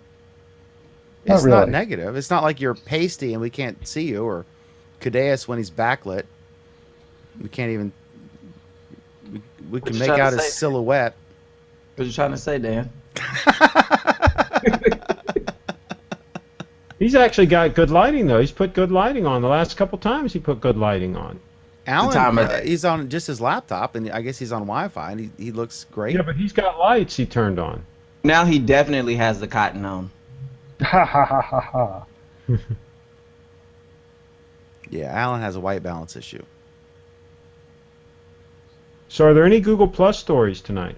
We already covered it, Craig. All right, so we've covered. I missed the whole thing. Unless you guys want to get back to the Google Cube. What's up, Michael? Hello, Dan and everyone. I'm sorry I'm late, but I'm in a different time zone. So You look like you've put on a couple pounds back to look normal. Because last time I saw you, you look like you had just left Auschwitz. yeah, I'm a little better now. I get a little better every day. Alan had he was in Germany and had an appendectomy, emergency appendix surgery done. Not Alan, Mike. Sir? Not Alan, Mike. I mean, sorry, Michael. Yeah. But yeah, last time I saw, I didn't say anything because you almost died, right? So I was like, hey, you look great, But like, it's good to see you look better now than you did. I look better now. That's nice. Yeah. I'm at my friend's home in St. Louis, and we just came home from dinner, so I've got other people here with me. Oh, cool. We have one of my friend's sons is here, and their exchange student son is with them for the couple months over the summer. Oh, cool. From Germany, actually. Awesome. I think Cadeas, you have exchange students, right? Just one. Yeah, you should. Maybe they'd be buds or something. Yeah. You should hook them up. They could talk about what it's like to be an exchange student. Although I think there's actually more than 2 in the United States. Probably, yeah, a few more. Yeah. So next up is this story. What is John Oliver? What's this story about? Oh, come on! You haven't seen this is the follow up to the net neutrality thing. As those of you who might who are frequent followers of Google Plus Week might remember, last week when we talked about the net neutrality issue, Dan quoted exactly what a monopoly was and pronounced Comcast not a monopoly, which I agreed with. And then I said, no, they're not a monopoly, they're organized crime. Actually, I don't remember if I used organized crime or a gang or a mafia. I don't remember exactly what I said. However, on Sunday, after our show, John Oliver, on his weekly news roundup, said it essentially called out Comcast and called them the mafia. So I think this is proof that we are Even more trendsetters. evidence. What was that, Dan? Even more evidence. Even more evidence on the cultural influence that Google Plus Week has on the rest of the world. That said, he urged people to contact the FCC and protest this gang of thugs, and they did, crashing the FCC's server. Oh my gosh, that's funny. So once again, we see the power of comedians to rally people to a just and noble cause. Or completely ridiculous causes, as the case. Well, that too. So that's awesome. And So since what's the latest on the regulation? When are they supposed to make a decision? It's several months that the comment period is open, I believe. I don't remember the exact date. Yeah, it's open for this. So this fall or something? The That would be reason, an early guess. frankly, what's really interesting to this, most people don't understand net neutrality is being absolutely partisanized, and it's There's really a interesting. shocker for you. Well, but what's so contrasting here, Alan, is let's be honest with ourselves here. Let's compare this with SOPA and PIPA. SOPA was the Stop Online Piracy Act. PIPA was the Senate version, whatever, or vice versa. I can't remember now. Even though my congressman was the co-author of the House version, and so the reason SOPA stopped is not because everyone in America actually understood that it was bad. It's because the propagandists on the right side were better than the propagandists on the bad side. That's the bottom line. Most people, if you say, what was the Stop Online Piracy Act actually, any provision of it, tell me what it is. Most people could not tell you. They just know that, like, every tech company said it was evil, and the evil corporation said it was bad. So that's why popularity plummeted on it. And even people who were blatantly, strongly advocating against SOPA and PIPA or PIPA, whatever it is, actually probably didn't actually understand what the law did. Now, I was against it, and I'm glad it failed. But this case here, it's kind of the same thing, except it seems like I'm worried that the bad guys' PR campaign is going to be better than the good guys' campaigns. And what is most distressing to me is that the ability to do PR is actually going to dictate the outcome of these things more so than who is right or wrong. Now, I understand that the Sir Galahad theory is not correct. If my heart is pure, I shall overcome. That doesn't work. If that was true, then 6 million Jews wouldn't have died in World War II, and we wouldn't have stolen the Indians' land. But in this case, I'm worried that this is going to be lost because the PR battle is not there, and that is exactly why SOPA was won. And I'm wondering why, when the same people care, why we don't see this in a good education campaign. If anyone wants to elaborate on that or tell me I'm wrong or whatever you want to do, but that's my view on it. That was kind of random throw out there, but what do you guys think? Was anybody else actually listening to Dan? Anyone? Okay, next subject. I'm trying to stay quiet because I don't want to get back into this whole thing that you're all wrong about this whole thing. And what we need fiber run to every building and every home throughout this great country, and we need a bunch of competition across that fiber. And until we get that, the rest of this is all semantics. Aren't we enough that?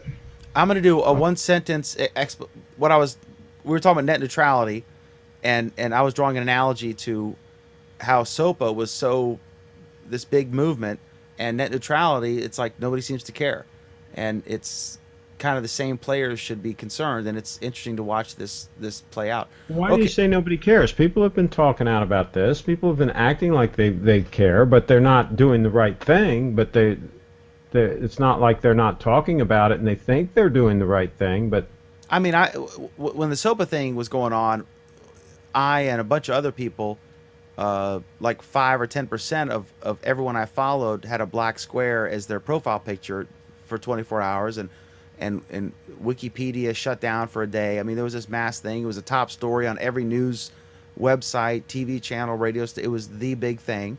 And here, I don't see that. And that's the analogy I'm making. Well, maybe something will happen when it gets closer to decision time. Maybe something will happen. That's a very valid point. There's still plenty of time. That's a valid point. Okay, so next up is I don't even know how we've done the story like 4 times.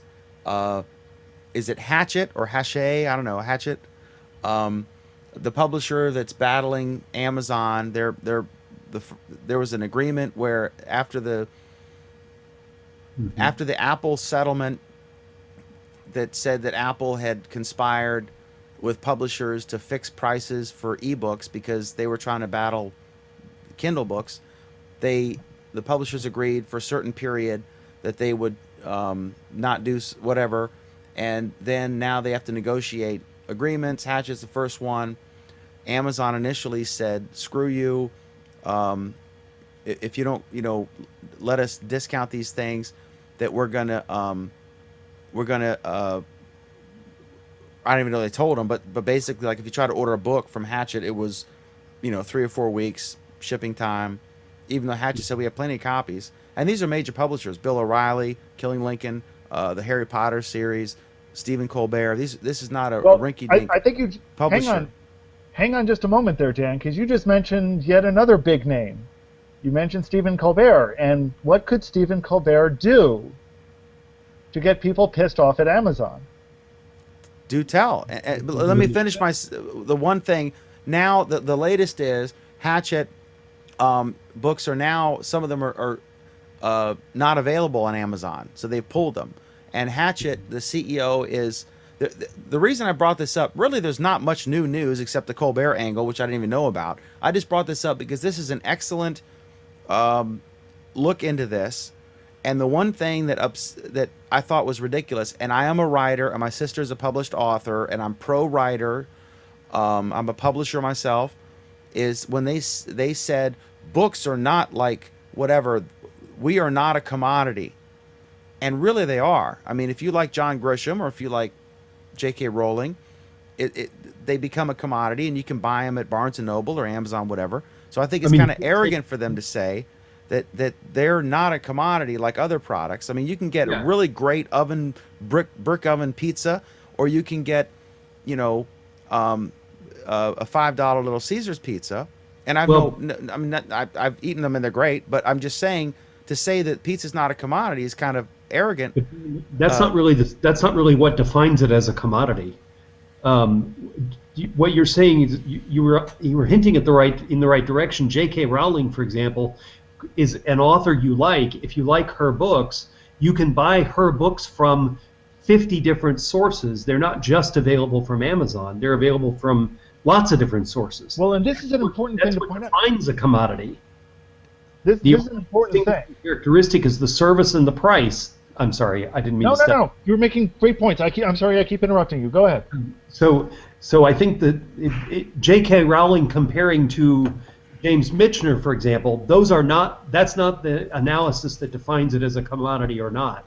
But J.K. Rowling being purchased from Barnes & Noble, from Amazon.com, from Walmart, or any of the other stores where you can buy those books, that is absolutely the definition of what a commodity is. He was trying to propagandize this and say, like, your rinky-dink vanity press author is not J.K. Rowling or Stephen Colbert or whoever. That's true. That's not the argument here. The argument is Amazon's trying to sell a product and they want to get a discount, and so they're trying to shift it, which I don't blame them. I mean, it's exactly the argument I would make if I were, in this situation.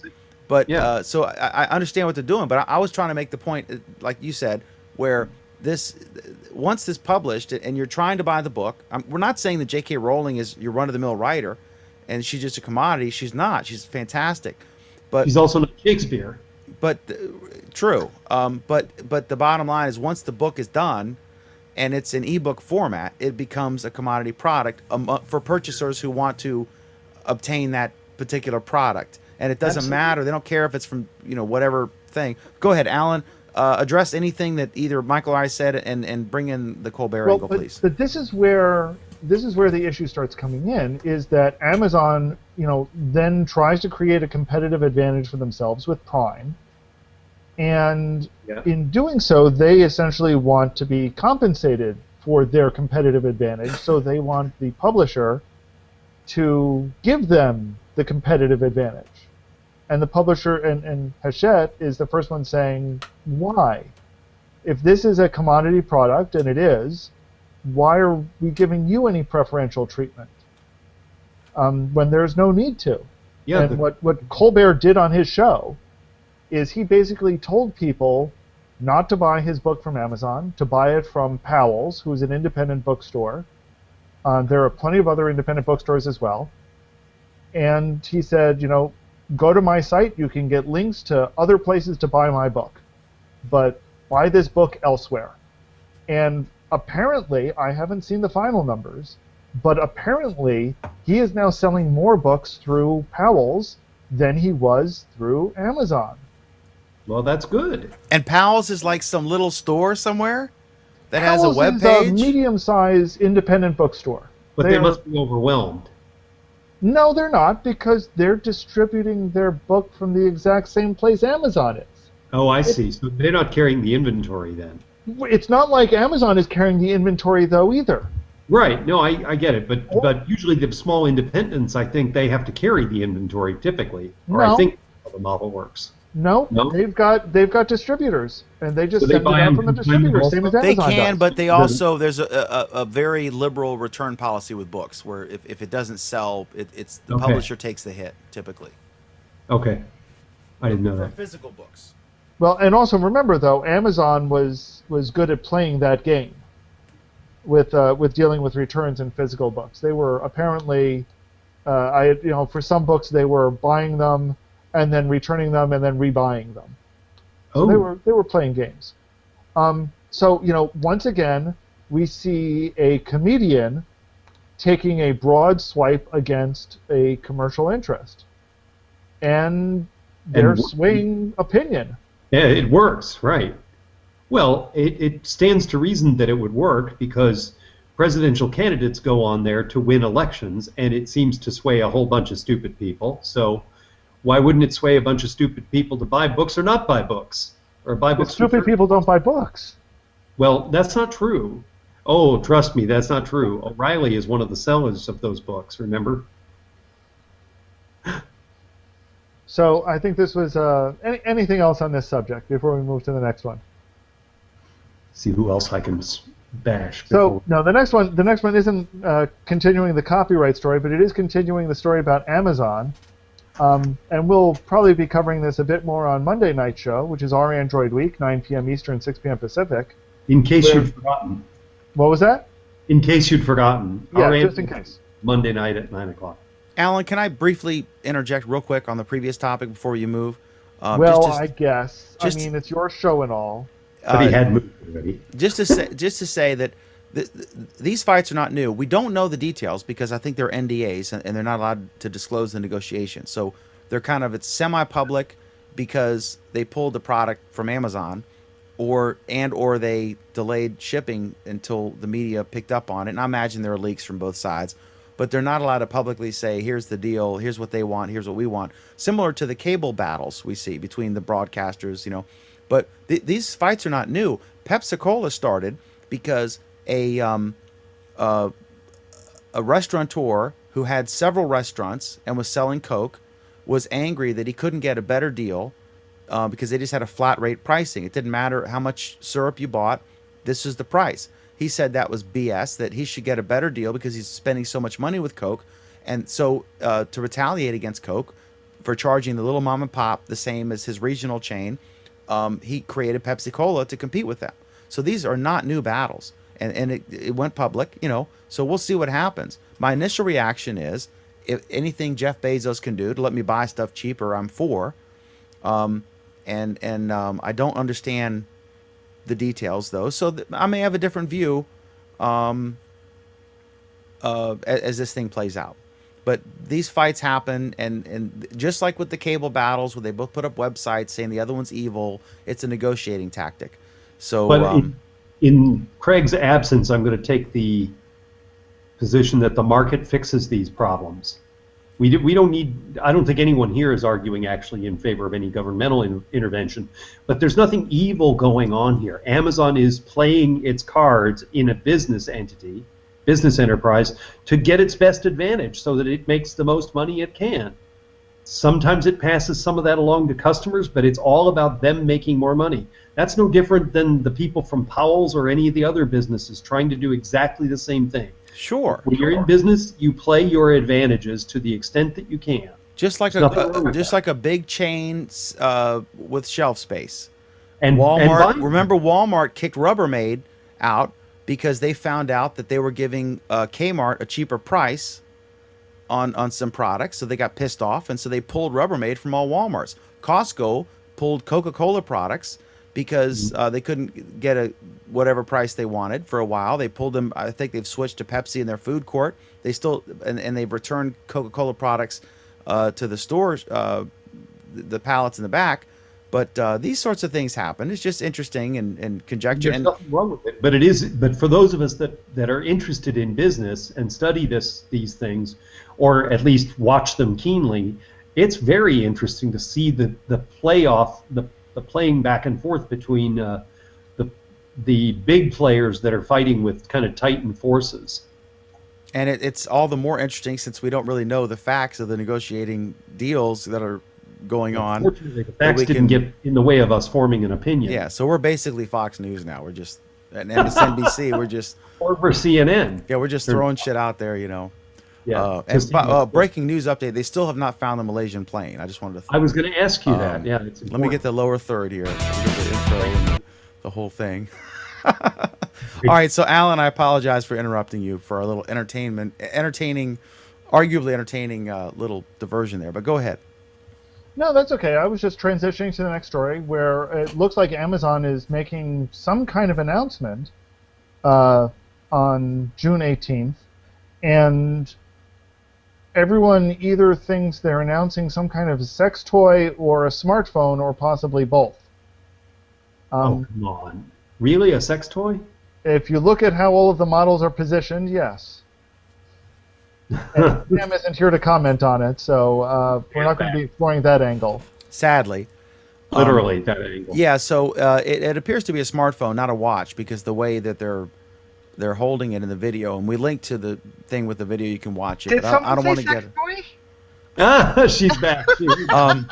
Yeah, so Amazon, I'm guessing, apparently it's some sort of 3D phone, and like the Kindle line, it's or the Kindle Fire line. It's basically a device designed to make it extremely easy to purchase Amazon products for folks in that Amazon ecosystem. And kudos to Jeff Bezos for literally creating a whole ecosystem of technological products that encourage people to make it really easy to buy from Amazon.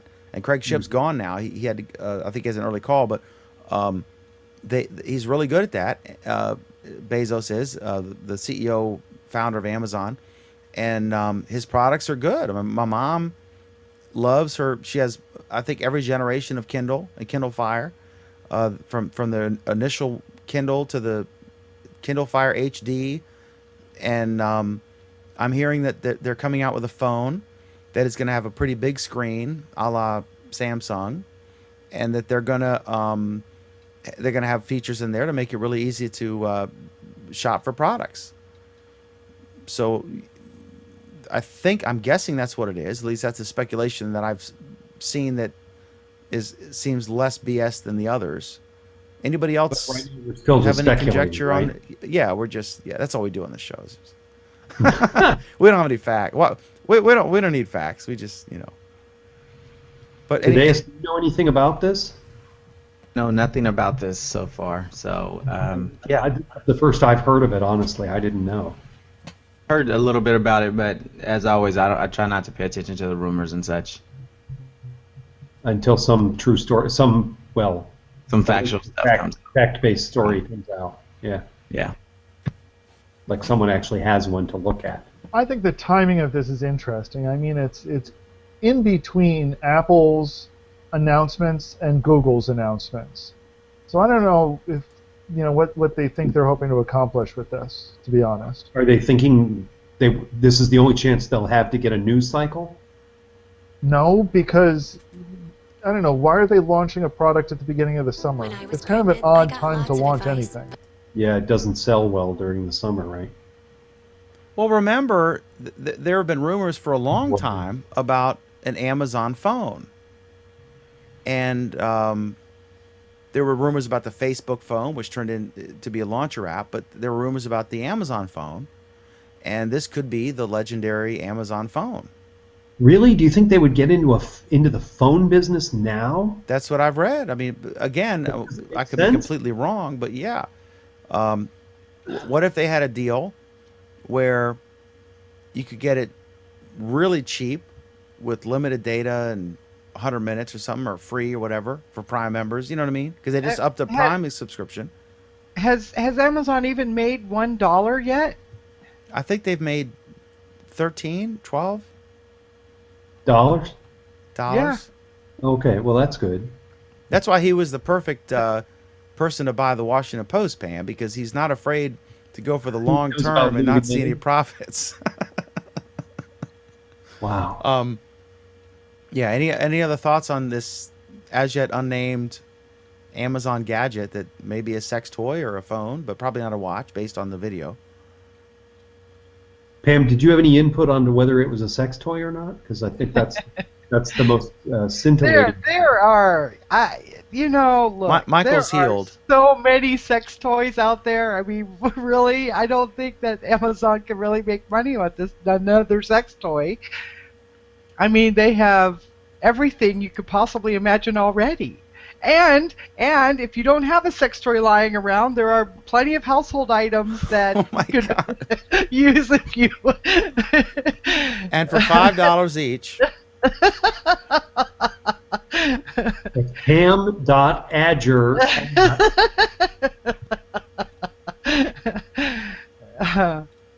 Just private message me and I'll let you know what you could do with your hairbrush or whatever it is you have lying around the house. All right, so Maybe flushed several times this week, just so you know. all right, are we good on this topic? Okay, so making an executive decision, I'm going to move. So next up is this story. It'd be interesting to get Alan, who's a vet, and Michael's, who's a U.S. soldier reserves, right? Opinion on this. I think this, and anybody, Pam was semi-medical background, but this is a really neat thing. It's tech, but it's not like what we normally talk about. But I just saw this, and this was really an eye opener. It's a tool. This is a CNN story. I imagine it was elsewhere, but I saw it there on my Twitter feed, and there was this neat approach to wounds, like a gunshot wound or a knife wound or what have you. And the idea is it's a syringe that has a bunch of little tiny, like microscopic sponges. And if someone gets shot or stabbed or has multiple wounds, you break out these syringes, you stab the wound, you inject these little microscopic sponges, and the sponges serve two roles. The sponges absorb the bleeding and stop the blood flow, which is the leading cause of death short term from a gun wound, right? That they say you have like an hour or less. And also it has the effect of applying pressure to that wound. If someone gets shot with a shotgun, right, there's no way you can apply pressure to all those holes and keep the blood flow. There's just no way to do it in a short period of time. And so these people die. And so this is for battlefield. It seems so simple, but yet so revolutionary at the same time. I just wanted to get anybody who wants to weigh in on this. I just thought this was a really cool thing from science. And I just think it's awesome. You could have somebody, if a bunch of people get shot on a battlefield, they got this kit, they could just syringe each wound, and it fills up with these microscopic sponges, this thing, and it has the effect of applying pressure and stopping the bleeding, and more people, get to come home in a stretcher instead of a bag. I think that's awesome. What do you guys think? Well, it's a good idea, but I hadn't seen. This is the first I'd heard of this story. I read it tonight on the way into the show, and it's. I'm curious though if anyone else read the story. Do you know if the sponges are those like you see in the drugstore, the hardware store? You see the flat sponges, and when you put them in water, they inflate dramatically. They are conceptually the same idea. Okay, so they're microscopic little pieces of that type of material. They're not microscopic. They're not. Okay. They're absolutely visible. Okay, they're small. like, yeah, they're this. It looks from the video, it looks like they're the size of a small pea, like a small pea. Yeah. Okay, and it's a similar material that expands dramatically. Yes. Sponge. So it inflates itself by absorbing blood to fill the wound space, and after it's expanded, puts pressure on the wound. Yeah. And it contains a coagulant, and it contains other stuff. But conceptually, fundamentally, what it is it's a sponge that swells up. A bunch of little sponges. Yeah. Well, so then it can move into those places where it's needed, right? Yes. That's very interesting. It's genius. Some of these brilliant things, like the wheel, right? It seems so simple to us, but at some point there wasn't a wheel, and then someone said, "Hey, let's do this." You know, Carve the edges off the square thing that we had on the wagons before. and it can move better. I just think this is genius. This is awesome, and Okay. It's 'cause clever. they just had that shooting, and it was a shotgun thing, and they were talking about how quickly they had to respond because the bleeding, and bleeding is a major cause of death with shooting things. It's not necessarily that if the medical responders could get there in time, a lot of these people could be saved. Yeah. What do you got Well, there? and you made a Michael, very what do good you got there, point. Michael? What brand is that? What Well, I are was we doing? actually showing it to Pam because she's the beer drinker in our crowd, and so I'm drinking a Kräftig Lager, which is made by William K. Bush Brewing Company. And as I understand it, this is That's the not slogan South being- African breweries, right? No, this is from St. Louis. This is I don't know the whole story, so I might misquote it. If there's Pam's got a nice beer too. What do you But got, Pam? Um, Hold it up again, Pam, because we can't. As I say, let Michael talk about his Kräftig first. so Okay. Kräftig, the way I understand it is the Bush family sold the brewery to a Belgian firm. So the Bush family at that moment didn't own a brewery in St. Louis, and it was the first time in like 150 years that has been true. So this member of the Bush family decided to build a new brewery in St. Louis, and so when you buy this beer is brewed, I may not get this exactly right, but the way I think it works is this beer is brewed for him outside of St. Louis, and they're using the profits to fund a development fund so they can build a new brewery in St. Louis under the Bush name. And so every time you drink a beer here, you're supposed to say, "I'm building a brewery." So this is basically an excuse to catch a drink more buzz for the cause. Yeah, there's a Is cause what's behind going on this. here. I feel very altruistic myself, so I decided to have a beer. It's like when you feel for the animals, and you look up, you Google naked hot PETA chicks on the Google. It's for the animals. I Googled that for a while, so I don't remember what comes up. Well, no, I remember what comes up if you actually finish the search. It's worth a check. It's worth a check. Pam, you want to put yours up there before we get back to tech stuff? I guess beer is technical, right? Hold it steady there for me. Sprocket beer. Like beer. Spacely Sprocket? Oh no, Sprocket. Wow. Now, is that a real like microbrewery, or is that? No, this is Stone Brewery. They're based in Escondido, Hold California. it up one more time for me. I had the wrong button pushed. Sorry. Sprocket beer. Rick and Robbie's. Yeah, so this is a special release they had a contest from brewery employees, and this one won. And it is a black rye Kolsch style beer. It is actually pretty good. I wasn't actually planning on enjoying it. I bought it just because it's one of their limited releases, but it's actually pretty good. It's pretty mild and nice, and it's a dark beer, but it's not like super heavy.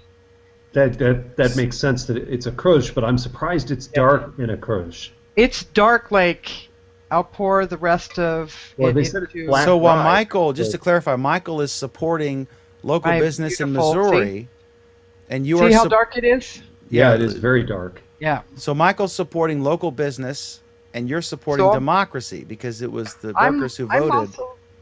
I'm also voting. I'm also supporting local business. Escondido's just down the street. I can go to. Yeah. And you're supporting democracy because the workers voted for this flavor. So- Okay. This is a cause. Yeah. You're forcing yourselves to drink the beer. And Alan is irritated. Yeah, Alan is so ready to move. Okay, so next up is I saw this story, and it was kind of an obscure story. I don't think it got a lot of play, but Windows XP, maybe it has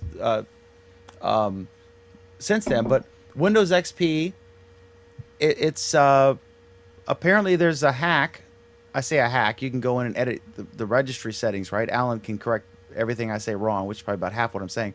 But basically, you can tell Microsoft that your computer is a point of sale terminal or ATM machine or whatever, and you'll get 5 more years of security updates at least from Microsoft for XP. But then I saw something in there that said Microsoft said no, this is for Windows 2003 or whatever. So what's the deal with this? Is this something folks should do, Alan? Do you think? Hell And I think no. there's a beer out. Oh, there's not a bear outside. Okay, hang on. There may be a bear outside. I'll be back. Go ahead. Did he say there was a bear outside I or a think there's beer outside? I think there's a He said 300 beer pound. first, but There's a 300 pound bear outside. I'll be right back. Wow, 300 pounds of beer. That's a lot of beer.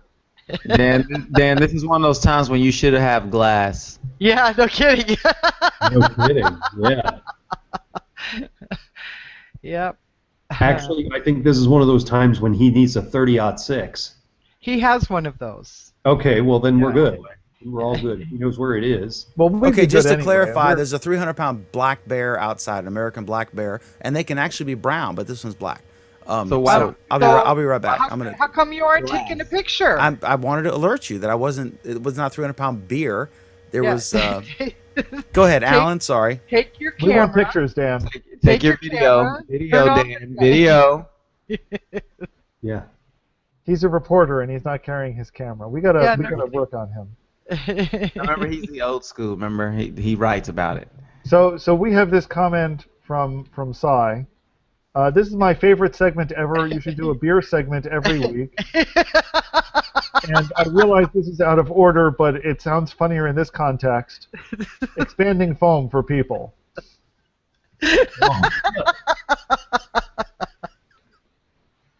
It's not completely out of context, is it? Well, he was referring to the medical foam, but yeah. Yeah, see, I'm almost done with this 22-ounce beer right here. And we can so, tell, Pam. So what was the? Oh yeah, the next story. That was it. Oh no, the next story about Windows XP. No, people shouldn't do this. Good Lord, give it up. Give up the ghost, people. XP's dead. Stop causing yourself all sorts of grief. Just send me $900 so I can get a new desktop for the hubby, and we're good. Just to clarify, my computer that I lay the newspaper out on is XP. Now I don't. The only internet stuff I do is logging in to get stuff from the writers and stuff like that, email, that kind of thing. I don't, and then I shut it. I literally shut it off and then turn it on again when I have to lay another newspaper out. It's not a general browsing the web computer, so I'm probably fine, right? If you have It takes us a specific, login. because most of the people still using XP are using it for a specific business use case, or they have some whatever application. Like I have the Adobe Creative Suite on it that I don't want to have to switch to the cloud yet because I got to upgrade the reasons, you know. But in those cases, you're probably fine, right? If you're a noob and you're getting emails or Facebook messages with spam and stuff, you know, your uncle has died in Nairobi and we're gonna send you $1 million. Just give me your bank account. If you're opening or open this PDF file for your bill and the URL doesn't match, those sorts of things, you're vulnerable, right? But aren't you okay if you're just using it for, like, you know, the computer that runs your cash register or your point of sale terminal? Your point of sale terminal. You mean the same point of sale terminal that feeds stuff to the back end at Target and there was a severe compromise? Was that XP? I have no idea, and that's not really relevant. The point is, if you've got unpatched security vulnerabilities, you are running a risk, and you don't know what that risk is. And for anybody who tells you, you know, any security professional would tell you, if you don't know what your risk is, if you don't know how to assess your risk level, if you don't know how to mitigate your risk level, then you've got problems. So what this really boils down to is if you don't know what you're doing, and if you're running XP you don't, then you've got problems. I'll give you a real case. As you know, a state park's in my backyard. They've got this thing with a map or like information about the park, trail map stuff. You can hit buttons, and then it occasionally reboots, and it's stuck on the XP thing. So that's an XP computer. God knows what they spent on this. I mean, it's a little kiosk with a computer built in. Well, here's the issue. Is it practical okay? for them to have to upgrade 1,000 So for of starters, these? why is it occasionally rebooting? If it does occasionally reboot, why is it letting you know that you're an XP and it doesn't reboot right into the application directly? Well, that's an AutoExec BAT issue there. I mean, that's Okay, so 101. there's one thing about it that's already configured wrong. Who knows what the hell else is configured wrong? And once you've got something that's broken, who knows what else is broken? Got a comment from Sai. We have a real business use case for XP. All our microscope drivers are written for XP. Okay. And why were they never updated for a modern operating system? Aren't there budget issues? We're talking an operating system that's 15 years old and has gotten quite a few updates since then. The reason is because a lot of these computers run lab and medical equipment that is prohibitively expensive to replace. Not even including, Pam, the training that would ensue.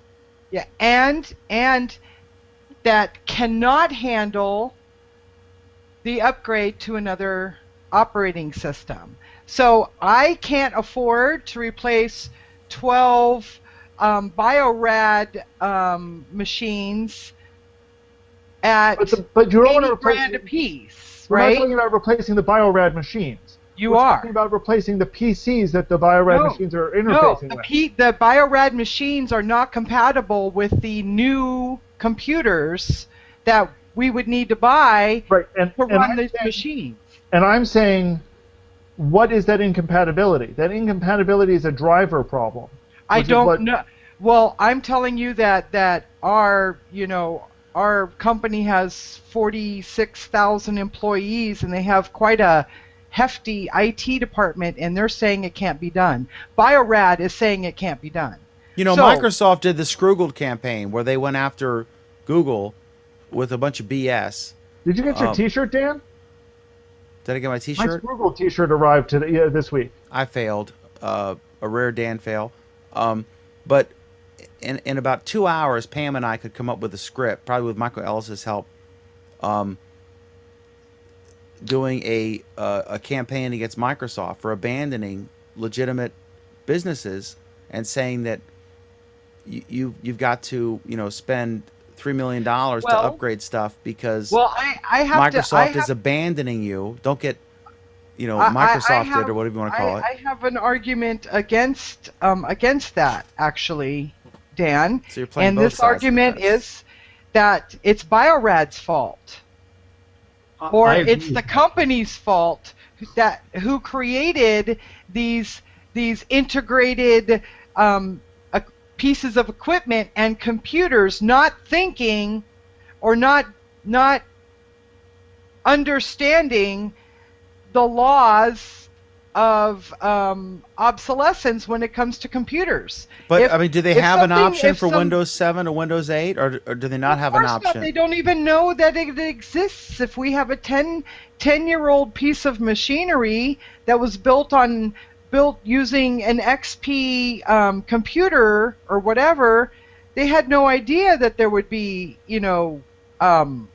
additional operating systems and what those incompatibilities were going to be. Now, Biorad would love for us to buy a new thing.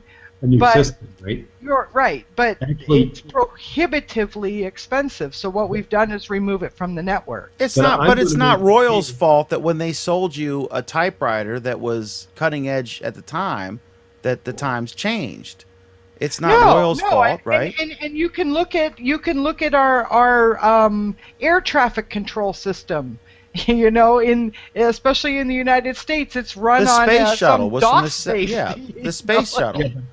Let me add to that, because there's plenty of examples in industry, and IBM's one of them. As much as an admirer of IBM as I am, I'll also be very frank about the fact that they and companies like them, which I think BioRad sounds the similar kind of thing, they design their stuff so that when it's time, when their vendor, meaning Microsoft, changes the operating system, they blame that vendor for having changed it so they can sell Pam's company a brand new system. And the brand new system has new features and capabilities, but the truth is XP would have been fine probably to handle all of that, but they designed it on purpose so that it's obsolete, and Pam's company has to buy a new system, a whole new system. It's kind of like this, Michael and Pam. Or size company, and in this case, I think size company is in academia, so it's even worse for them because they rely on grant money and things like that to power their research. And software upgrades are not sexy, and hardware upgrades are even less sexy. But if you draw an analogy to Google Apps, which I know is one of the pet topics for Michael, if you want to put this in perspective, Google typically rolls out new stuff for the free Gmail service, and Yahoo does the same thing, and then they're very reticent to quickly push that out to the paying customers, the apps customers, or the Yahoo Small Business Mail customers, and they have like seemingly ghetto versions of stuff because they know that it's not just the cost to upgrade the hardware or the software, it's the cost of training and the learning curve and a pain in the ass for their paying customers, and some of them will just get pissed off and go elsewhere. If they have to upgrade, then they're going to look at all their options. If you have to upgrade if you have, a business with 500 workstations and you've got to upgrade, if a company's forcing you to say we're eliminating service on this thing, you got to upgrade, then okay, fine. If we're going to upgrade, we're going to look at all our options. And it might be Apple, it might be Microsoft, it might be Unix or whatever. I don't think Wang's around anymore. That's dating myself. But it's just, there are other costs associated with this, and it's a hassle. They want to do their business. They don't want to have forced upon them this new threat, and all of a sudden I have to spend, $3 million, or for a small business, $50,000 or whatever, to upgrade stuff when it worked before, but the only reason it's not working now is because Microsoft is deciding to stop support for it. But that's I think that paradigm that this should be viewed in, if you want to look at it from an honest perspective of the average business person who is trying to run their business and not have an issue like this forced upon them, and that's what could turn into the potential PR fail for Microsoft. But the story's bigger than that in the sense that businesses or academia that are buying these systems that depend on Windows products, by now we've had plenty of experience with Microsoft. We should all know how they behave. They don't behave differently today than they did 20 years ago. They force us into migration so that we spend $300, $400, $500 with them on just the operating system alone. They do this routinely, and I don't know what the frequency is, but let's say it's roughly every couple of years, every 3 years, something like that. They make us buy a new system from them regularly. Everybody out there that's integrated computer technology into their base products, like the medical devices that Pam's been talking about, they've had plenty of opportunity to know that that's how the marketplace works with Microsoft at the core. They should have looked at this and asked some hard questions of the software provider to be sure that they were getting a system that was compatible and could grow into the future, not something that would get obsoleted in a relatively short period of time, or that their application investment and the interface connections would be preserved and backward compatible so that they could move their customers forward on a rational time schedule rather than on the schedule that Microsoft decides when they need more revenue this quarter.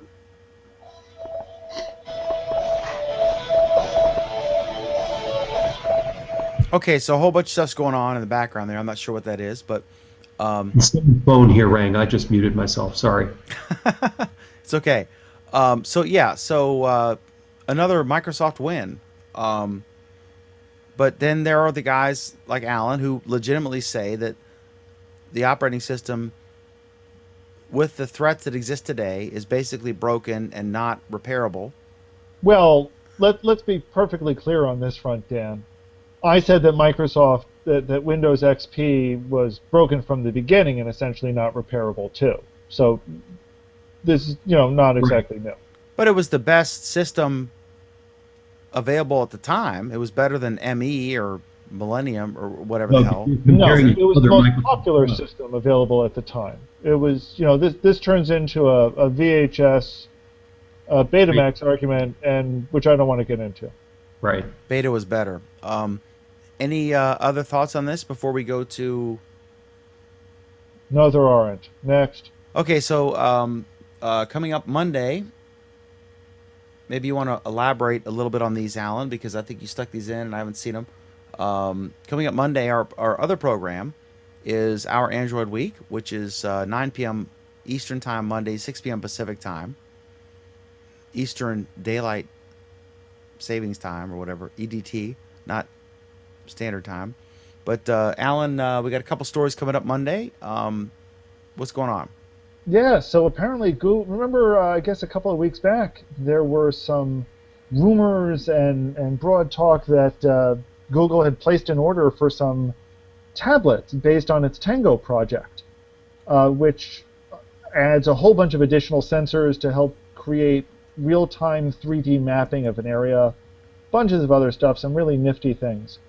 So there was a rumor out a couple of weeks back that they had placed an order for some, and maybe this is going to be available for I/O. Well, now Google has said, yeah, they placed an order for some, and if you would like to be one of the people that gets to try out a Tango prototype, if you're interested in developing for it, you can now place yourself on the pre-order list, and they've given a price for the device. So the price will be $1,024 on the nose. Now, what is the difference between the Tango tablet and a conventional Android tablet? Gee, that's not the question I thought you were going to ask me, Dan. That's a lot. I thought you were going to ask what the difference was between a Tango tablet and glass, and I would have had to quickly do the subtraction there to I don't mean price wise. I mean the difference is $476. Oh, I don't mean I don't mean price. I mean, what can you do with a Tango 86. tablet that you can't do with? No, 76. I was right. A virtual big calculator. The big deal about Tango is it's got very, very detailed sensors. So in some of the demonstration models they've done, they have outfitted quadcopters, for example, with a Tango, and moved it to a location and told it to go back to its original location, and it finds its way back to the original location. So it can do some very, very precise navigating based on location, better than most GPS devices do. The other amazing thing that it has is sensors that will literally map out 3D objects around you.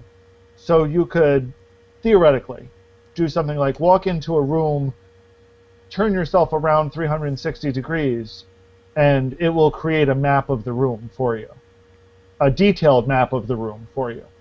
With all the objects in the room, like the furniture. All the objects in the room. So this is Oculus meets your Nexus 7. Do you No, think? no. No. This is the exact opposite of the Oculus. The Oculus tries to display stuff in 3D. This one tries to look at the world around you and understand it better. So while the Oculus creates a fake world, this one helps computers understand the real world. I can't believe I just said that. So I wonder why Google... I think Google has found maybe some kind of profit model or some kind of marketing scheme or what have you. You know, first Glass, well, we're only going to release it to developers and we're going to charge a shitload of money for it. No, they never said they were only No, wait. Okay. then they come out with the Pixel. Oh, we're going to charge a shitload of money for it, and it's going to be, it's for developers. And now they come out with this tablet. Oh, we're going to charge a shitload of money for it, and it's only for developers. They're creating this weird kind of freaky hype that, that they want these people, wannabes, to go and buy all this crap at super high prices. This is like Google's Apple line, right? So all this exclusive, expensive stuff. Look at this, but it's going to cost you. It's got this really neat thing, this one really neat thing that it does, but it's really expensive, and we're only going to do a limited release. I mean, this is the third product that they've done this with. After a while, it's like, aha, so I see what you're up to. I get what you're saying, Pam, and I don't actually fundamentally disagree with it. The one thing I'd point out, though, is that when it comes to developer editions of hardware, companies charge an arm and a leg, and have always charged an arm and a leg. So I don't think that they should do that with all of their products. But they don't do it with all of their products.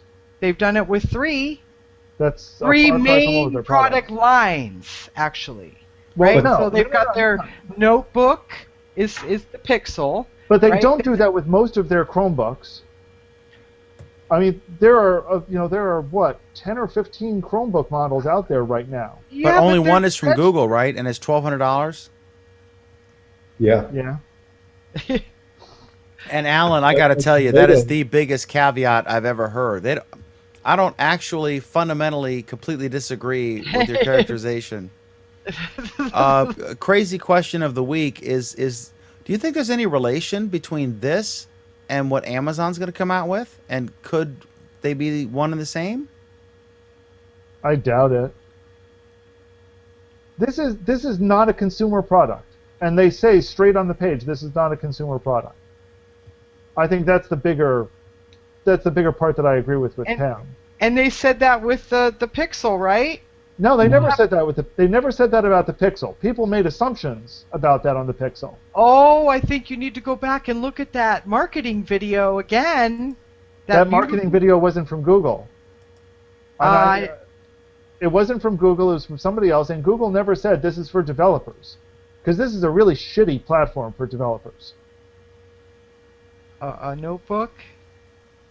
The Pixel is a shitty developer platform. 75% of the people who got one last year at I/O said, what the hell am I going to do with this thing? Yeah. The Pixel is a lousy developer platform. It's a cool platform, but it's a lousy developer platform. Okay, so that's one thing. And then what's the Sprint T-Mobile thing? Sounds like the Sprint T-Mobile deal is getting ready to be announced and go to the FCC for approval. Predictions, Alan Furstenberg. What was that, Dan? Predictions, Alan Furstenberg. Will that be approved? The guy makes a compelling case, the Sprint guy. It'll be approved. It won't be good, but it'll be approved. You have two dominant. I don't know. I like this guy. The SoftBank CEO, Dan Hesse. I'm not a fan of, but the SoftBank CEO makes a compelling case. Here you have the third place guy buying the fourth place guy, right? Well, now, So, except I mean, for the this fact is that not- now it's the fourth place guy buying the third place guy, but besides that, I mean, it's not. We're not talking Standard Oil here. You have two dramatically more successful, dominant players, and you have the third and the fourth place guys getting together. So it seems to me they'd be hard pressed to deny this when the guy admits they'll that probably the approve it, service but sucks and no. they want to improve it, and scale will help. I don't think, I mean, I don't know. My concern is that SoftBank is going to screw it up because they've screwed up every single purchase that Sprint has made so far. You could say, hey, Sprint buying Nextel is only going to make things better for Sprint customers, and it didn't. In fact, it made Sprint worse. So your fear is similar to Hong Kong reverting back to China. Will Hong Kong change China, or will China change Hong Kong? Yeah. I mean, I think the question is big. My fear in this thing is Sprint did this before. They're buying two totally different types of technology, and we saw what happened to their company when they did that. So unless the SoftBank has a direction that they're going to move in and move in pretty quickly, I see this being a problem. Well, they're buying customers, right? That's what they're buying. No, Well, that's what they think they're buying. right. They're buying customers, but they inherit the technology at the same time. Yeah. So, And the problem is, if you buy sure, they're buying customers. The problem is, that's really what they need to do is buy customers that will stay. And if they change things up too much, the customers will leave. Right. I mean, let's put it this way, Dan. You've been a loyal Sprint customer. Out of necessity. Loyal is very different. That's too strong. When it's your only choice, you have no choice but to be loyal. There's one freaking tower in scenario, between Dan. the trees, and it's a Sprint tower, so I'm a Sprint customer. I like their unlimited bandwidth, but the service sucks compared to, I assume, from Verizon and AT&T. This is kind of like Android and iPhone.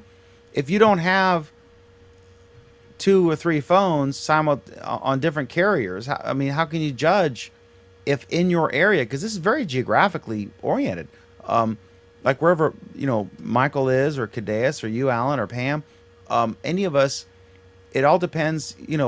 What's it like in your house? So let me paint a scenario for you, Dan, real quick. So let's say once this deal's closed, let's say Sprint or the whatever the new company's name is going to be, they decide that they're going to make a big push to move all their customers over to GSM, so that way they have one technology. Does T-Mobile currently work in your area right now? I don't think so. I think I have one tower. What and happens it's to you? Sprint. What happens to you when they do that? You're screwed. You're screwed. So that's what I mean. Like, it's not going to be a smooth transition when they're buying a totally different technology from what they already have. And so now we're they talking got to about come this out and Monday build a night, 9 p.m. Eastern, 6 p.m. All right. Pacific. I forgot All that. right. Pam Adger in Menifee, California. How Why is your? don't we start with Michael? Start with Michael. Okay, Michael Ellis. Michael Ellis. How was your Google Plus week, sir? And tell us where to find you, and where, if you want to learn languages, tell us about that real quick. Okay. I'm in St. Louis, Missouri, at the friend of my home and business partner, and with his family, and I'll be here all weekend because we're doing a business planning retreat for his company on Sunday. And what else? Languages. If you want to learn to speak another language, if you are learning to speak another language and you want to practice, come to languagepracticehangouts.com or the Language Practice Hangouts community on Google+. And there are pages to support each of the major constituent languages, and there are about 20. I personally host the German one, and we have English, French, Romanian, Polish, Russian, Slovenian, Italian. The list goes on, and I know I'm leaving. Oh, Spanish. Did I say that? And we have many languages. So those are. And I've had a great Google Plus week. Nothing particularly unique about Google Plus this week. I am anxiously awaiting more function in Google Plus that affects me more than Mr. Jingle's shape or wiggle. Okay, that's fair. That's a fair request.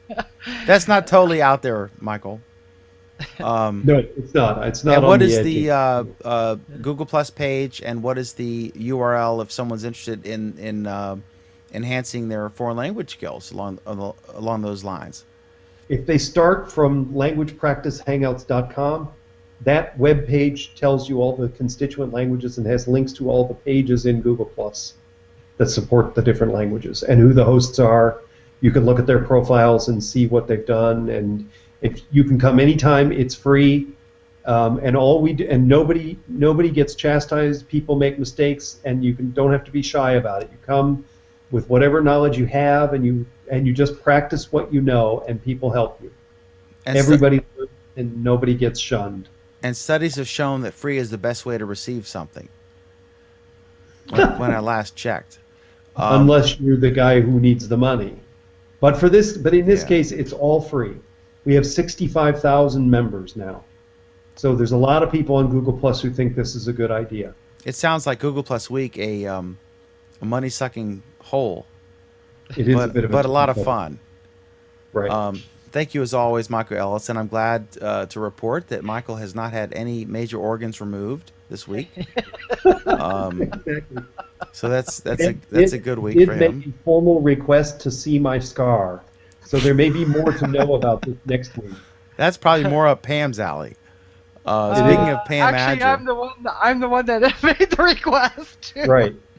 Pam Adger, how was your Google Plus week, young lady? It was good. I got to meet Cadeas and Charlie in person. We had dinner. Rodney and I had dinner with him and Charlie at the ramen place, and then we went shopping for Korean food at the Korean market, and so yeah, I had a good time. And is Cadeas as short as he says? Yeah, he's actually a lot shorter than I thought he was. I'm his size. See, Alan. Get it out of the air. I mean, really, Pam? Really? Alan's like, you got to go there. Alan's like ridiculously tall, and Cadeas and I are ridiculously short. No, Cadeas isn't ridiculously short. He's just shorter than I thought he was. He's a little shorter than I am, but he's 5'7" or so. That's not short. What are you talking about? I'm not that short. How tall are you? I thought you were 5'7", Cadeas. So, Dan, how was your Google Plus week? Mine was good. He was shorter than me, but then again, I was wearing 1-inch heels, so maybe he's 5'8". Okay, so we'll pretend that Cadeas is 5'8". Yeah, my week was good. I got we're running major ads. I'm in a big. The reason I'm so busy lately, and I haven't been posting much online, is because we're in a major hiring push for the Airy Guys Network, and I got one person starting tomorrow or Monday, and then I've got several in the chain, and so we're expanding rapidly these sites. So that's been a lot of time, and I'm having a lot of fun. I'll be tomorrow on the Virginia Talk Radio Network. I'm doing a segment. It's at 11:07 a.m. If you just Google Virginia Talk Radio Network and then look, I know WIQO, it's like several stations, but WIQO is one of them. And I'm going to talk tomorrow about the controversy about the soldier in Afghanistan who was swapped for some Taliban officials. And I'm going to try to analyze that and give some common sense, like what's the real deal going on. And so I think it's pretty fair what I said. But if you guys want to listen to that, it's live. You can listen to it online. Just look for Virginia Talk Radio Network, and then just click it and watch it. 11:07 a.m. Eastern Time, which would be 8:07 a.m. Pacific Time, and then you can have to do the math for our international viewers. But yeah, it was good. I'm really, really busy right now, which is always exciting and stressful at the same time. But you know, if you're a journalist type person, you get off on that, deadline oriented.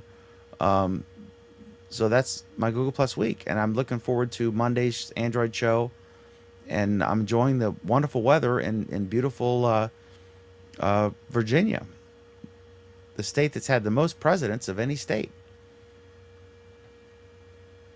in the United States. So all that happened. Okay, so next up is Cadeas, and maybe his first act will be to wake up Alan or give him a 3-minute warning. Go ahead, Cadeas. How was your Google Plus week, sir? My Google Plus week was interesting. I got to meet Pam, and as much as I've been watching the show and then been on the show, I didn't realize that Pam's hair was red. I guess it's just because now that I'm actually looking at it here, I noticed that it just looks a lot darker on camera. And so when I saw her hair bright red, I was just shocked. So what's she like off camera?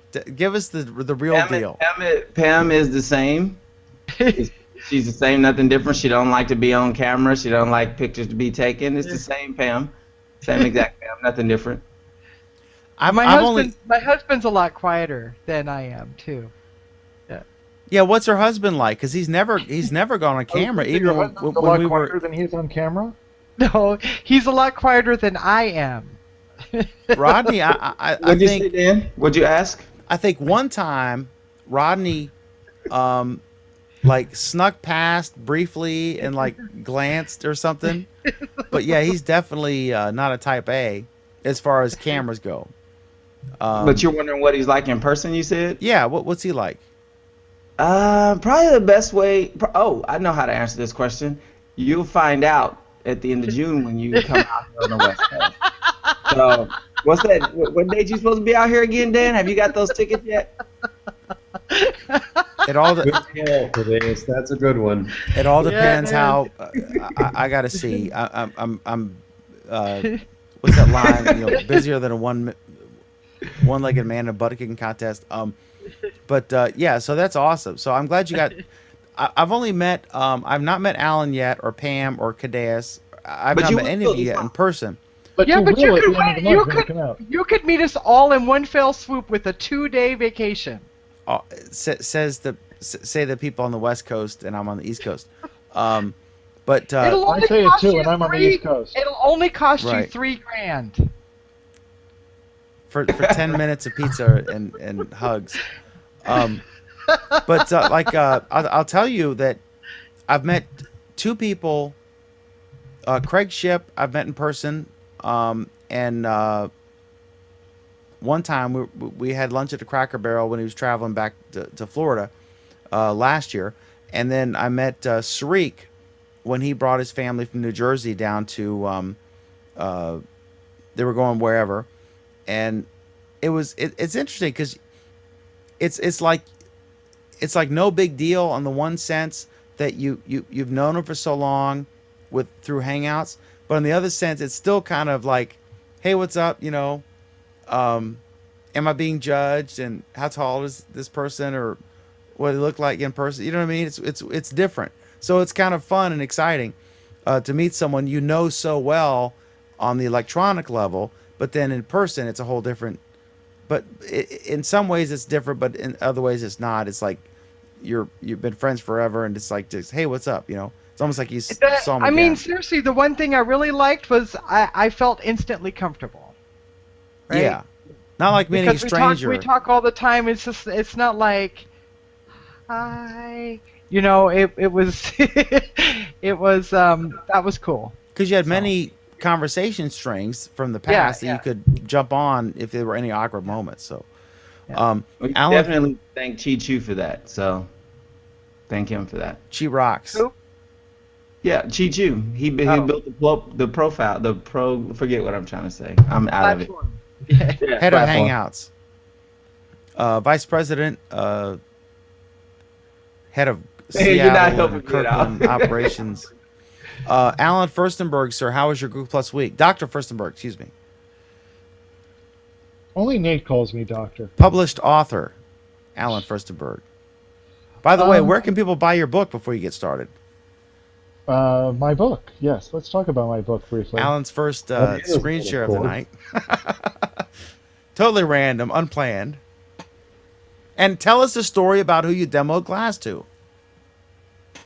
Oh, good, great. I can't even find the Now you have a card. whole thing you Damn. got to do. See? Now I got No, time to- no, I'll I tell got you time to that pee story now. later. Pam, you're allowed to pee now. So I had a pretty good Google Plus week. Jason and I, Jason Salas, my co-author, and I kicked off the first of a series of monthly Hangouts on Air that we're running, talking about designing for Google Glass, and this one was designing games for Google Glass. And we had a couple of other people on, had a spirited conversation, which was great. I think we got across some good ideas, and overall, I think it was very productive. There was a lot of good ideas that came out of it. I'm really looking forward to seeing somebody develop those ideas into a great product. So that was pretty exciting. And otherwise, it's been a busy week for me. A lot of work, a lot of getting working on Glassware, working on other projects, looking forward to I/O at the end of this month, and there's prep work leading up to that. So it was a busy week for me, and it's going to be a busy next few weeks as well.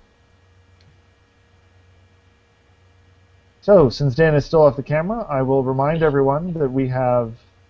What are you laughing at, Pam? Nothing. I was going to do the same thing. What was that? Go for it. No, it's all right. Remind everyone, we've got 2 shows. Our Android Week is Monday nights, 9 p.m. Eastern, 6 p.m. Pacific. And this show, Google Plus Week, airs every Friday at about 8:30 p.m. Eastern, 5:30 p.m. Pacific. We always welcome conversations, and thank you for everyone who commented. We had several good comments. So where is it? Yes. So we had several really good comments this evening, like this one. Am I missing something? I don't see any other comments. Yes, that's because all of tonight's comments took place on Google Plus for some reason instead of YouTube, which makes for a better conversation. Maybe we should test something there. So here's where the party is. Thank you, Kevin Bryan. Alan, did you tell us who you did your demo for? No, I didn't. I said I'd discuss that with you guys later because I really didn't want to talk about it on the air. Okay, just kidding. All right, so that happened. Awkward. All right, so we'll. The after party's always better, isn't it? Thank you all so much for participating in the show. Thanks to all the panelists. Thanks to the viewers. We appreciate it. And we'll see you next week at about 8:30 p.m. Eastern Time. Although tonight we were delayed, and it was not entirely my fault. Also, Monday night, as Alan said, 9 Eastern, 6 Pacific for our Android Week. If you are an Android enthusiast or considering that, that's the show to watch. And we appreciate very much your participating. And we will see you next time. And until then, have a wonderful, epic Google Plus week.